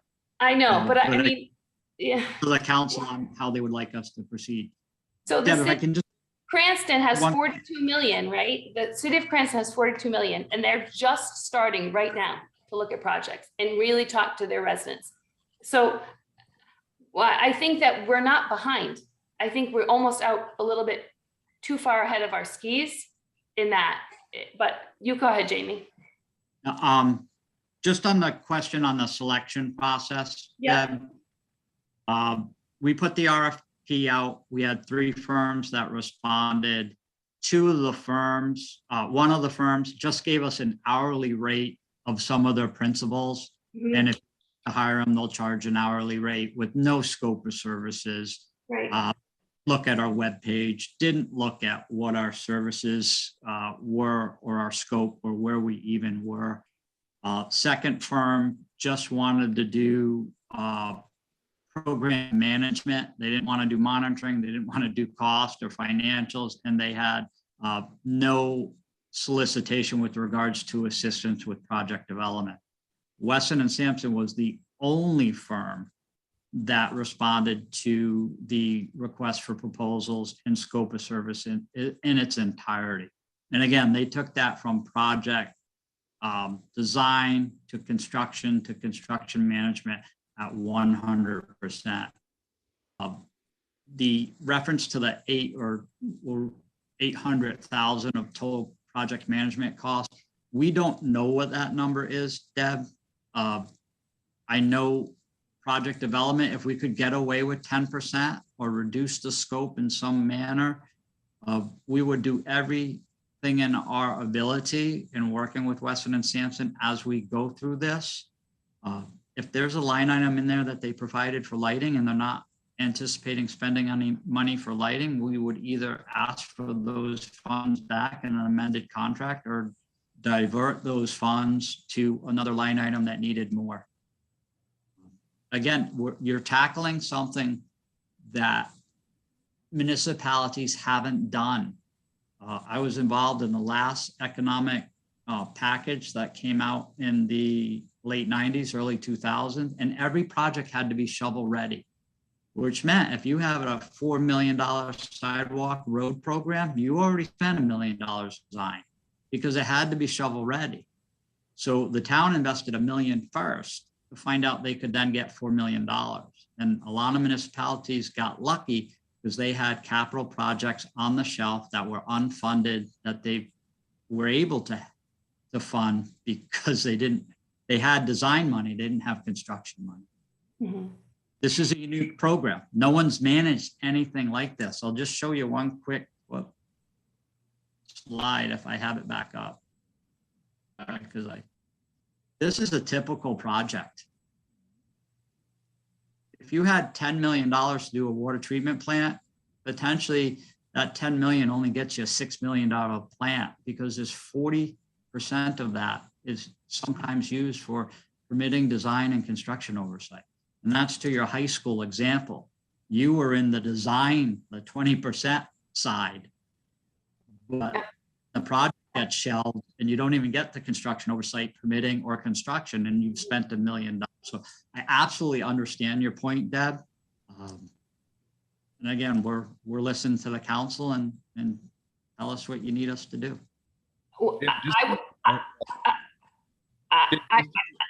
Hold on, Rory, just one sec, because I don't want my first request. Could I just get the RFP in the bid? I mean, it seems like a really simple ask. We should have gotten that in the 2 weeks that this meeting has been in, because I know I discussed it then. I'm If I- sorry, that was my fault. I didn't realize that, or I had forgotten that you had asked for those documents. I can certainly get those to you. We just really don't have any documents other than some PowerPoint slides and this 3-page thing and the web page. So when it's a big ask, I don't think it's unreasonable to ask for a couple extra things. And again, my question for all of us is, there is no harm because we don't, for delaying this, because we don't even know what projects we really want to do. We have big buckets. We approved big buckets, big ideas, and we just didn't look at any of the other things. And if I would have to do it again, I'd want to spend more time talking to John Schock about what we could do, because I'm going to tell you, $200,000 for trail markers, people are going to go, you're nuts. A flower basket, some trail markers. I know they make it beautiful, but in the reality is someone's like, I want to water my lawn. I want to grow my vegetables. And we're going to hear that in 3 months. And we're going to go, we didn't do that. And I'm not comfortable choosing fluff versus substance. And in this case, and that's why I feel like I'm not ready. You all may be ready, but I'm not ready. Thank you, Deb. Abel Collins, go ahead. Right. Yeah, I'm in a different place. I am ready. I feel like staff has answered all questions, despite, some people not hearing those answers.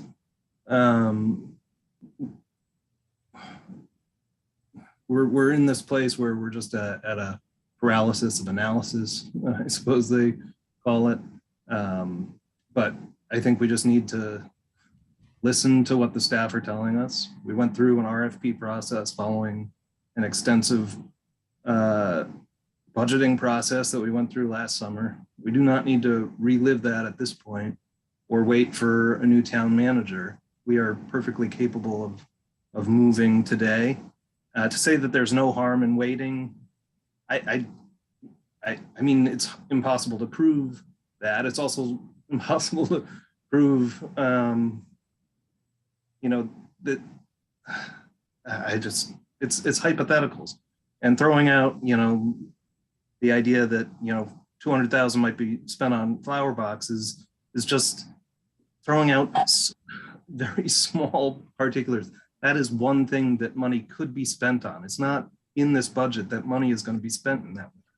So we need to be realistic about what we're discussing. We're talking about an opportunity for the town to have project development done at a very effective cost, something that we cannot do in-house without causing significant suffering to our ongoing municipal programs, which everybody's very proud of keeping going, I would say.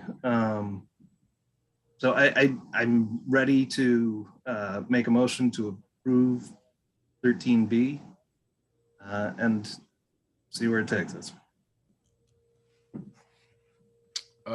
Deb Kelso, I see you have your hand up. Yep. Yeah, so I do understand Councilwoman Bergner's reservations. We approved this plan as a council where the buckets, we approved the bucket list, really. In July, that was unanimous. We did ask John Schock about the water treatment plant for the lead-filled wells, and did have a discussion about the federal infrastructure dollars, hopefully being able to address some of that. So I look at what's before us tonight. This is council-driven policy that we have taken the staff, their input and their advice and their counsel on what is possible under this plan. So in the flow chart, I see this is council driven. We've asked the staff to make recommendations. They did. We approved that. And we asked for a firm to be able to help us execute those plans. We have that. I think it's up to the town manager, whoever that may be, interim now and new to come, to make sure that the firm that we hire to help us execute this is executing it properly. That's the manager's job, is to make sure that this firm would be executing our plans, council-driven plans, appropriately. The town manager would use the resources of the staff. If there were questions about appropriateness or need or necessity, to have those discussions with the firm. I think we should move forward. I think it is good that we're getting a jump. We know the resources out there are tight, right? We know supply chains are tight. I think it's important that we move forward. It is something we approved, and I think it's time. Thank you. Thank you, Deb. Jamie, can you take us out of the share screen? Yeah, all right. So I'll just sort of give my thoughts on this. First off, thank you to town staff, Terry and Jamie. Excellent presentation, very informative, and give us a great idea as to the scope of the work that is expected and the work that we would get if we do move forward with this. I think there's definitely a need to move fast as to development of the projects relating to this. That's certainly a need. I think local businesses which are not doing too great, especially in Main Street, are going to be relying on us to figure out some of these programs to help them, which we intend to do. I also have initial reservations right now because I think it makes sense to hire the town manager, or at least know who the town manager is before we move forward with this. I think it's imperative. This person's going to be the CEO of the town. I think he has to at least be on board with this decision. I do agree, Deb Kelso, it is council driven, and the town manager works for the council and is supposed to do it, at our will. But I just think I don't want to lock in a new town manager into a deal like this if he has reservations against it. Again, this could be the best way to go.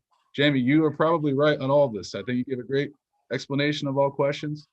I just think we're moving pretty aggressively with the town manager search, and I think we should at least wait till we have one selected. Potentially, that could mean make a decision on this item at the next meeting. So I would support a tabling of this to the next meeting. That's where I'm at. Deb Bergner, I saw you had your hand up first of the three. I just will point out to the council that, and some of you were on the council in 2018 when you hired a consultant for $100,000, and that contract is still going on. You're still dealing with that contract, and the planning department is still wrestling with that consultant. So I just don't think we're ready at this time. I'm with Rory. We may be ready. We may have the leadership who said, yes, this is a good idea, but I feel like we're buying something and we're not quite ready. We might be close, but I move that did Rory move to table? Can I second that? I don't know if I can make that motion as president, but before we do that, I'd like to hear from Abel Collins. Abel has already made a motion, so I don't think it was seconded, but just in terms of process, if Abel's motion is not seconded, then you can go on to a new motion. If it is, you need to have a vote. Thank you, Mike. I will second Abel's motion. All right, we have a motion, we have a second discussion. Abel, you want to speak on that at all, or? Yeah, thanks, Rory. And again, I want to just have further discussion about all sorts of items that have been brought up here, but I'd ask us to game it out and think about why we think we need a new manager and what we think their input would be on this process. We've gone through an RFP. Would we, I just want to, I don't understand the process by which the new manager impacts this when we've had a thorough review. We've had one company that's come forward responsive, we've worked with. We've been told by staff that their numbers are reasonable. Do we think that this company is not a company that would work with a manager that we would choose? I just don't see that happen. I don't think it's realistic. But I just think that that's one of those hypotheticals that's out there in the air that doesn't really have any substance to it. About the other options in terms of switching our strategy to a more infrastructure heavy spending plan. As Councilman Kelso mentioned, there's a massive infrastructure bill that was passed. I am hopeful that that will be addressing roads, water infrastructure. The American Rescue Plan was passed with an urgency by Congress. We're supposed to consider the legislative intent of the bodies that create this. The idea was to get the money out to the states, to the municipalities, for us to start making things happen to help an economic recovery. And continuing to wait and wait is against the legislative intent. And I would say the biggest gripe that we've heard from the public about the rescue plan funding is that the state has been sitting on it, or the municipalities are sitting on it, and nobody's doing anything with it. Because we're in this paralysis of analysis. We just continue to question ourselves. We need to start developing plans, and that's what the consultant is for. The fact that a consultant that we hired 3 years ago has not given us the final work product only means that, okay, so we need to hire the consultant early on in the process in order to get the work product on time. And there is a ticking clock with this spending. Again, we've gone through an RFP process. We've gone through public hearings on budgeting. We knew that we were going out for the RFP for the consultant. We have local community organizations wondering when we're going to get to this grant program that we solicited input from them for, 9 months ago. And have they not been asking you what's happening with that? I mean, they've been coming to me, and what I've been telling them for months is that we've gone through it. We're going for an RFP process. We're going to be hiring a consultant. We're going to put together a rubric. We can score projects. I know it takes a long time for municipalities to do anything, but we need to get out of our own way at some point. And I don't think waiting for a new town manager is a good excuse. Thank you, Abel. I agree with a lot of what you're saying. I just think from a public perspective view, the public doesn't have a lot of insight that we have into everything here. Like, if you don't show up to this meeting, you're not going to get the information necessary to understand what the scope of this work is. People see this on the surface and they think, well, you're going to spend $500K to figure out how to spend the rest of it. And a lot of people I've talked to in town about this have reservations. And I just think it makes sense to, as a procedural aspect, have a town manager selected, maybe run this by him, ensure that the new CEO of the town likes the idea of it. I do agree it's council driven 100%, and he's going to have to abide by it, whatever we decide. But I just think it makes sense to be in tandem with the new leader. And hopefully this may be that. I'm not saying this is a bad idea. This won't be the way. But I just think, for me, I would like to hold off to the next meeting. And hopefully by then, we have an idea what the manager thinks. The new manager, that is. So that's where I'm at here. Abel, go ahead. Again, the next meeting is not going to be the new manager, right? We're talking about conducting interviews, and it could take a very long time to actually have our manager in here and ready to have an opinion on this particular issue. So I just think that if a manager is selected by the time of the next meeting, that person could be solicited as to their input relative to this.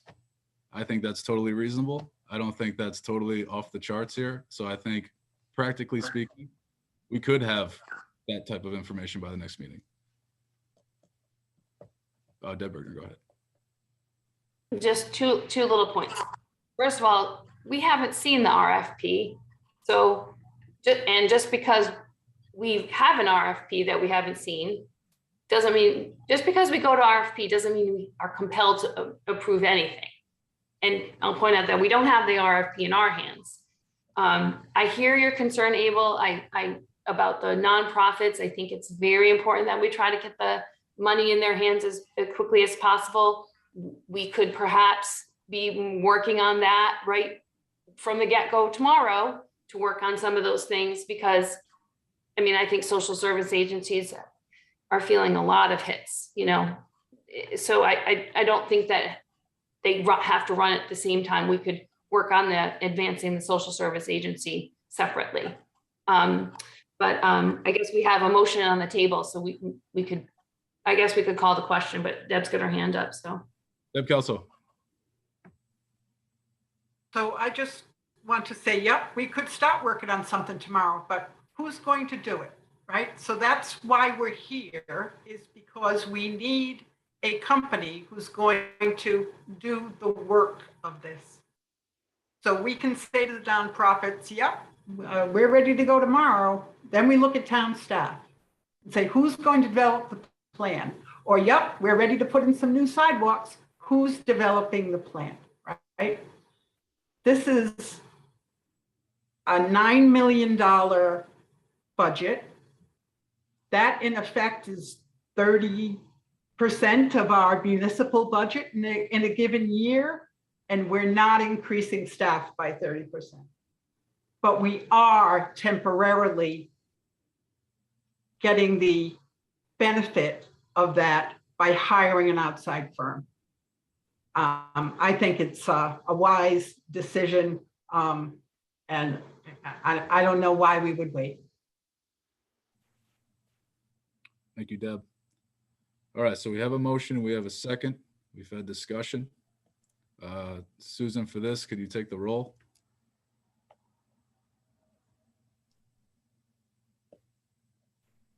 So I just want to be clear that Abel's motion is to approve the resolution authorizing the award of contracts, correct?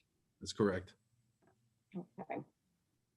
And I will begin by calling Councilwoman Bergner. No. Councilwoman Kelso. Aye.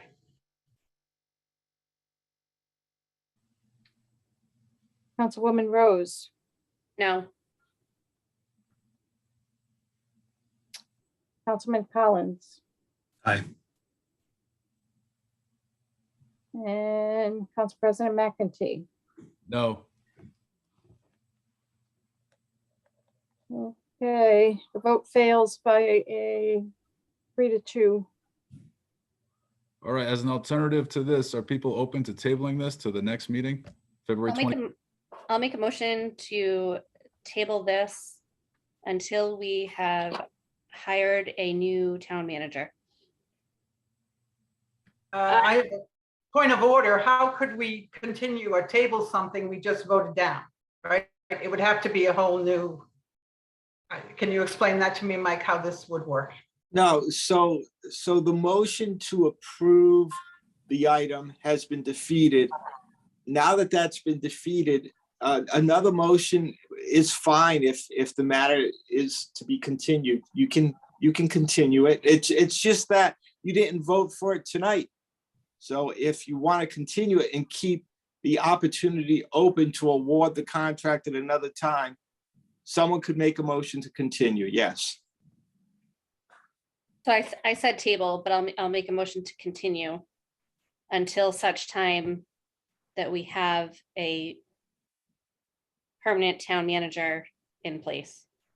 I'll second. We have a motion, we have a second. Discussion. Abel, I have a little discussion, so I'll just kind of start. I don't think I can support this motion. I think that by the time we actually have a hiring of a new town manager, it could be end of March, or beginning of April. I think it's actually reasonable to push this just one more meeting. I think by then it's potential we have chosen a town manager, and by which point we can actually engage in conversation relative to this to just see where they're at. I don't think there's a need to wait 2 months out. All right, Rory, So we that- wait to do this. that being said, I'll amend my motion to continue this until such a time that we have chosen a new town manager. Okay, I can get on board with that. Deb Bergner, do you second that? Yeah, but I can second it, but I have a question. So I'll second it for discussion. And the question would be, we may have not finalized that vote. So That's correct. I just was looking at the meetings, February 28th is the next meeting, and then the next one is March 14th. So, you know, is that the meeting we want to take it up at? Because realistically on the 28th, I don't, you know, Mike's out of town, remember, he's out on the 25th, Aruba. So we gotta, is it realistic for the 28th? To me, it's realistic and it gives us the option if we feel comfortable at that time. And I think that if we do need to continue it past, then we have that option, but I wouldn't feel, to Rory's point, now that he brought it up, I wouldn't feel comfortable continuing it further than we have to. So if we continue it to the next meeting, if we have to continue it past then, we can vote to do so then. I appreciate that you brought that up, Rory. It's a good point. Abel Collins. I'd still like more discussion on gaming out this discussion prospective town manager. Is this, I mean, is the question of the town manager that, you know, are we asking him, do you think that our town staff can do this in-house? Or do you think that there's a better consultant out there that you have knowledge of that you can get to apply for a new RFP? What is the conversation that we think the town manager is going to help us with here?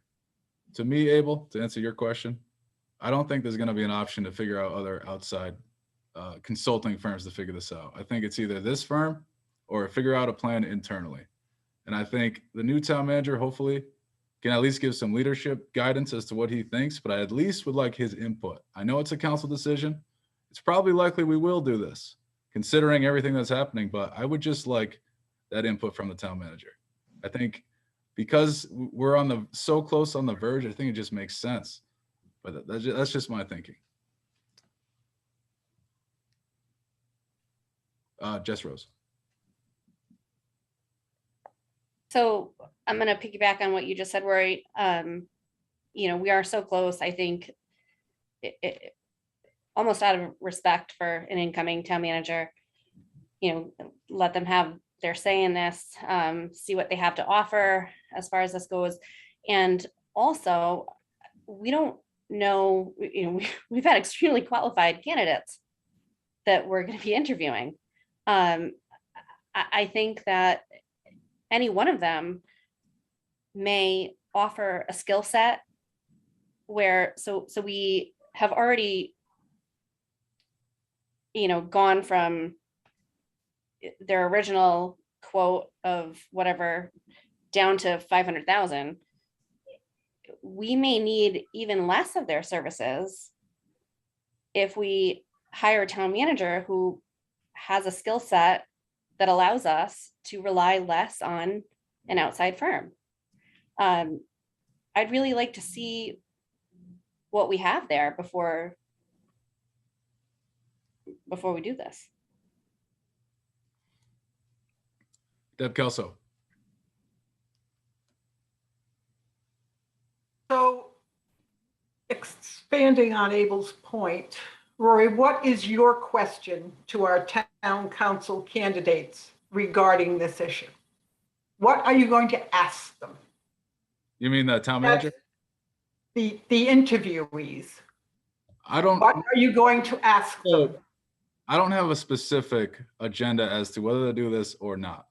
I don't even think I would bring this up in an interview question, but subsequently to the hiring of, I trust who we choose to give us their take on what they think of this. And that's important to me, even though I believe it's a council decision.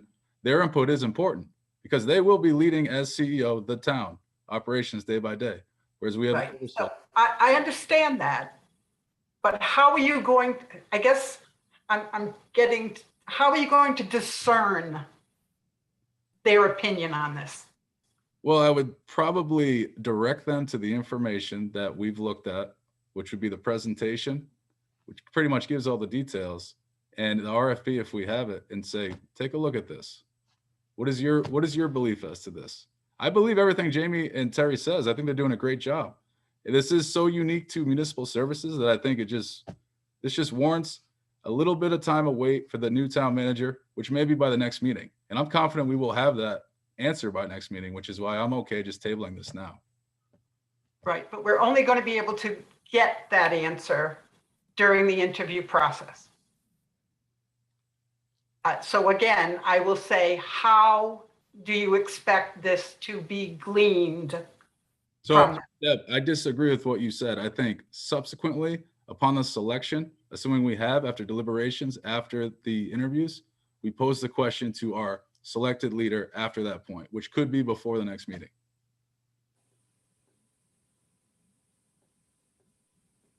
All it is I would like to respect the input of our new incoming town manager selection. And that's it. I think they owe that before we make a decision. I don't know, a week or two right before we make our decision on that. That's where I'm coming from. Not trying to stall this up at all. All right, so the idea here is to revisit this question at the next council meeting. Is that it? To bring this question back as it is now, as it stands, to bring it back for another look, Consideration, yes. another vote. That's right. Okay. I think that time frame gives us the ability, which is sort of what I've been voicing, because we're moving pretty aggressively with the town manager search. So this allows for that. That's where I'm coming from. Deb Bergner. I'm hopeful that with some more information and some additional input, we can come to a decision. So I respectfully call the question so we can move on. All right, we have a motion. We have a second. The motion on the table right now is to continue this item to the next regularly scheduled town council meeting in February, 2 weeks from now. Do I hear any more discussion? No. Susan, do you want to take the roll on this? If you'd like, Councilwoman Bergner, Aye. Councilwoman Kelso, Aye. Councilwoman Rose, Aye. Council Vice President Collins, Aye. Council President McEntee. Aye. And that vote is unanimous. It is continued till February 28th meeting. Thank you, Susan.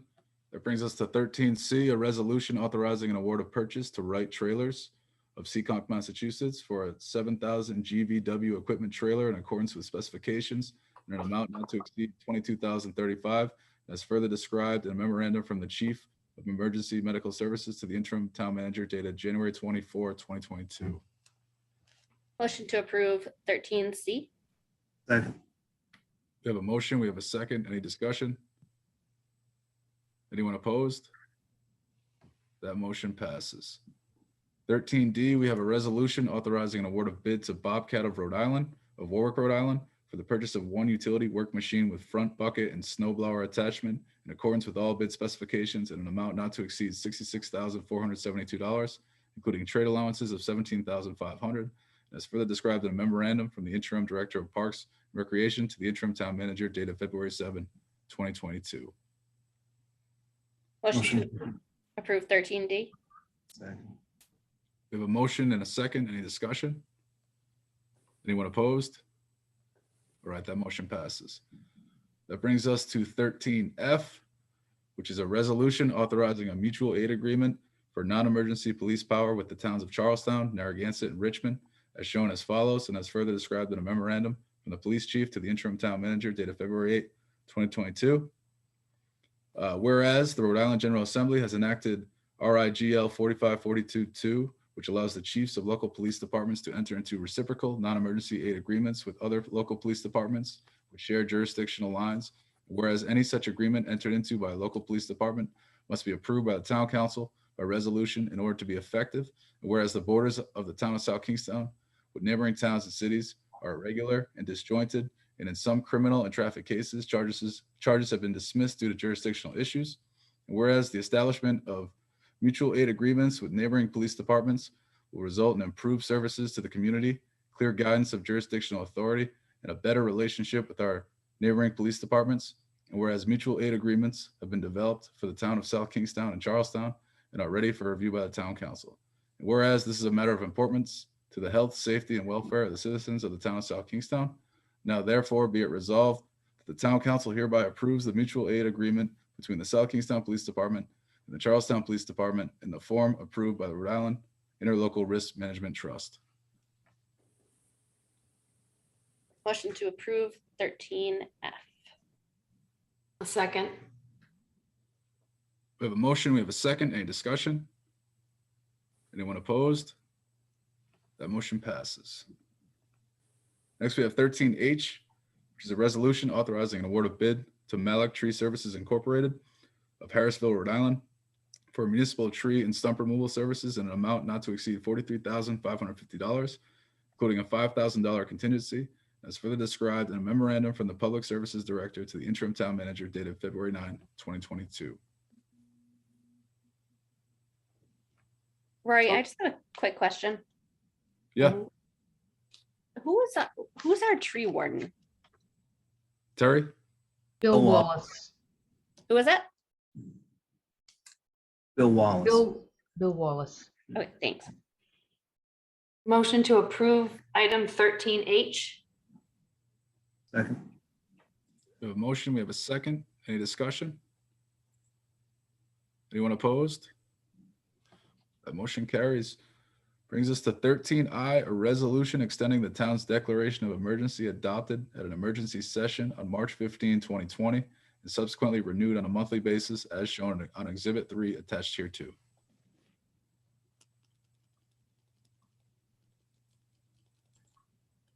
Do I hear a motion on this? Motion to approve 13I. Second. We have a motion, we have a second. Any discussion?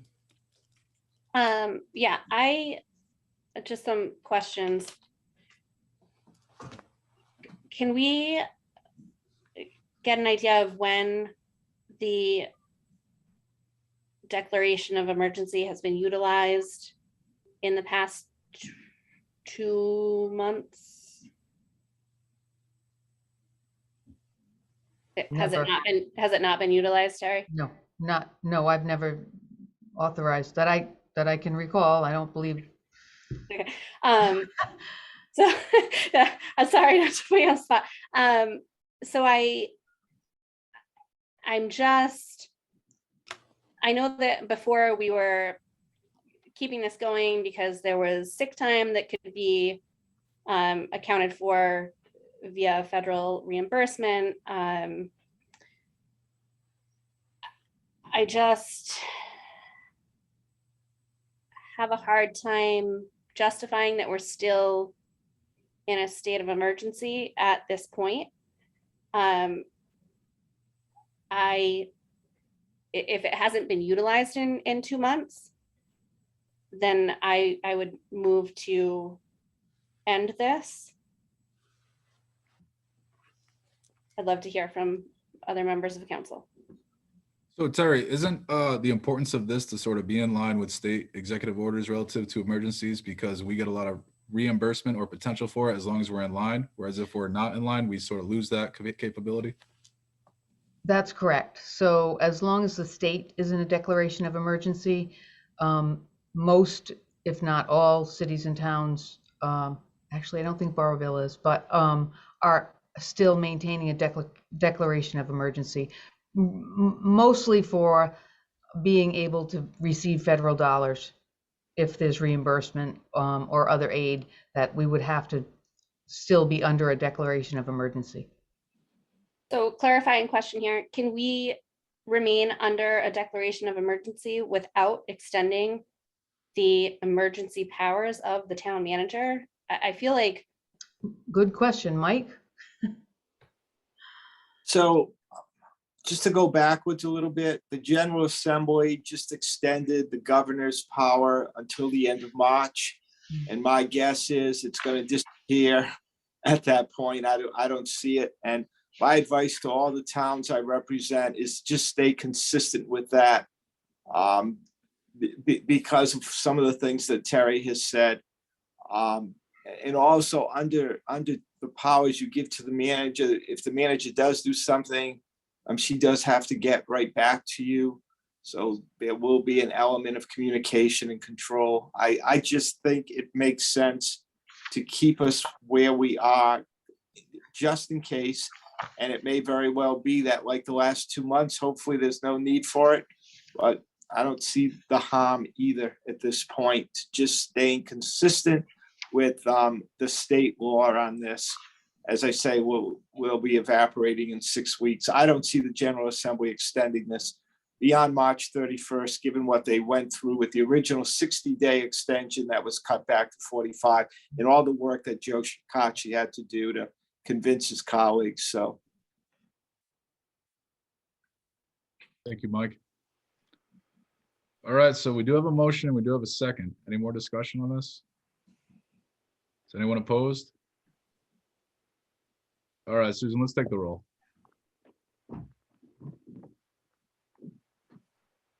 Councilwoman Bergner, Stay.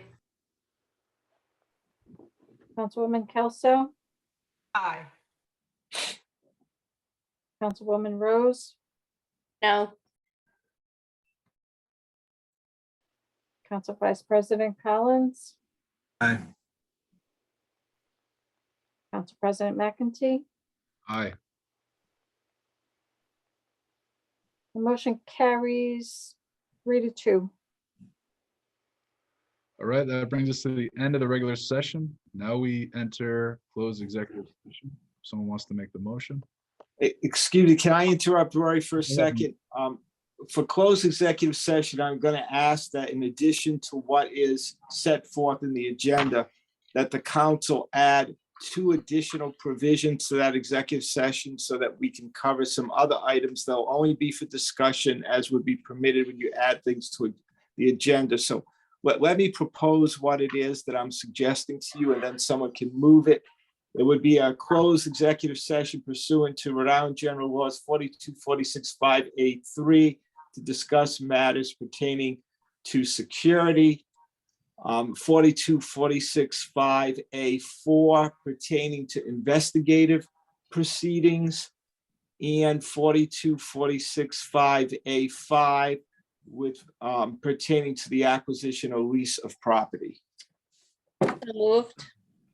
Second. We have a motion, we have a second. Any discussion? Anyone opposed? All right, we will now be entering a closed executive session. So Susan, now we'll enter a different Zoom meeting link. Yes, you're going to leave this meeting and go to the link that was provided to you in the email. Got it, thank you.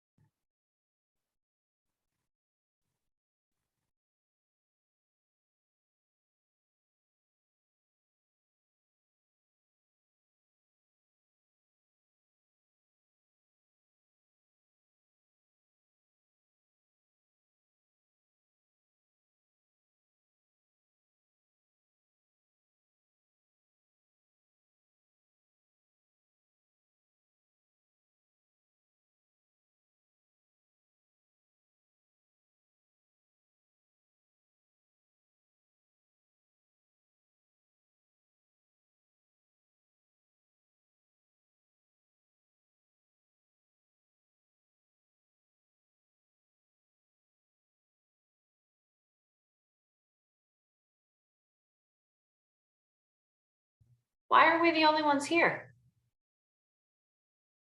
Oh, here they come.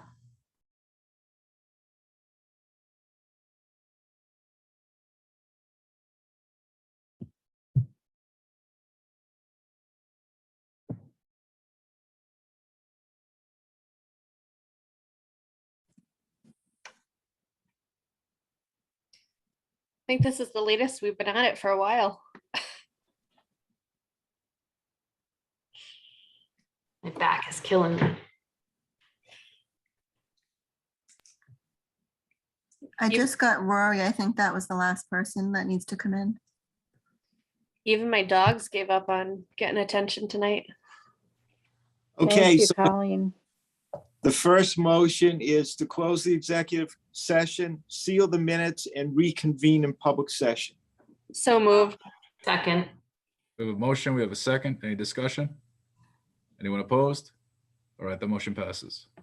Now you have a resolution to authorize an award to the Center for Internet Security, Inc., 31 Tech Valley Drive in East Greenbush, New York, for services in the amount of $10,000 to include a contingency of $820 as described in a memorandum for the Director of IT to the interim town manager dated February 10th, 2022.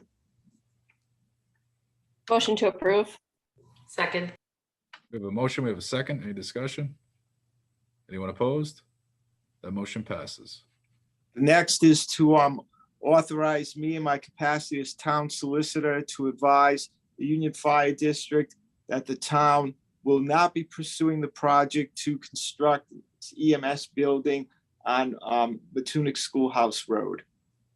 Motion to approve. Second. We have a motion, we have a second. Any discussion? Anyone opposed? All right, that motion passes. Next is a motion to adjourn. Motion to adjourn. Second. We have a motion, we have a second. Any discussion? Anyone opposed? All right, this meeting is adjourned. Have a good night, guys. Good night, everyone. Night, Thank everyone. you. See you Good soon. morning. Good morning. Good morning.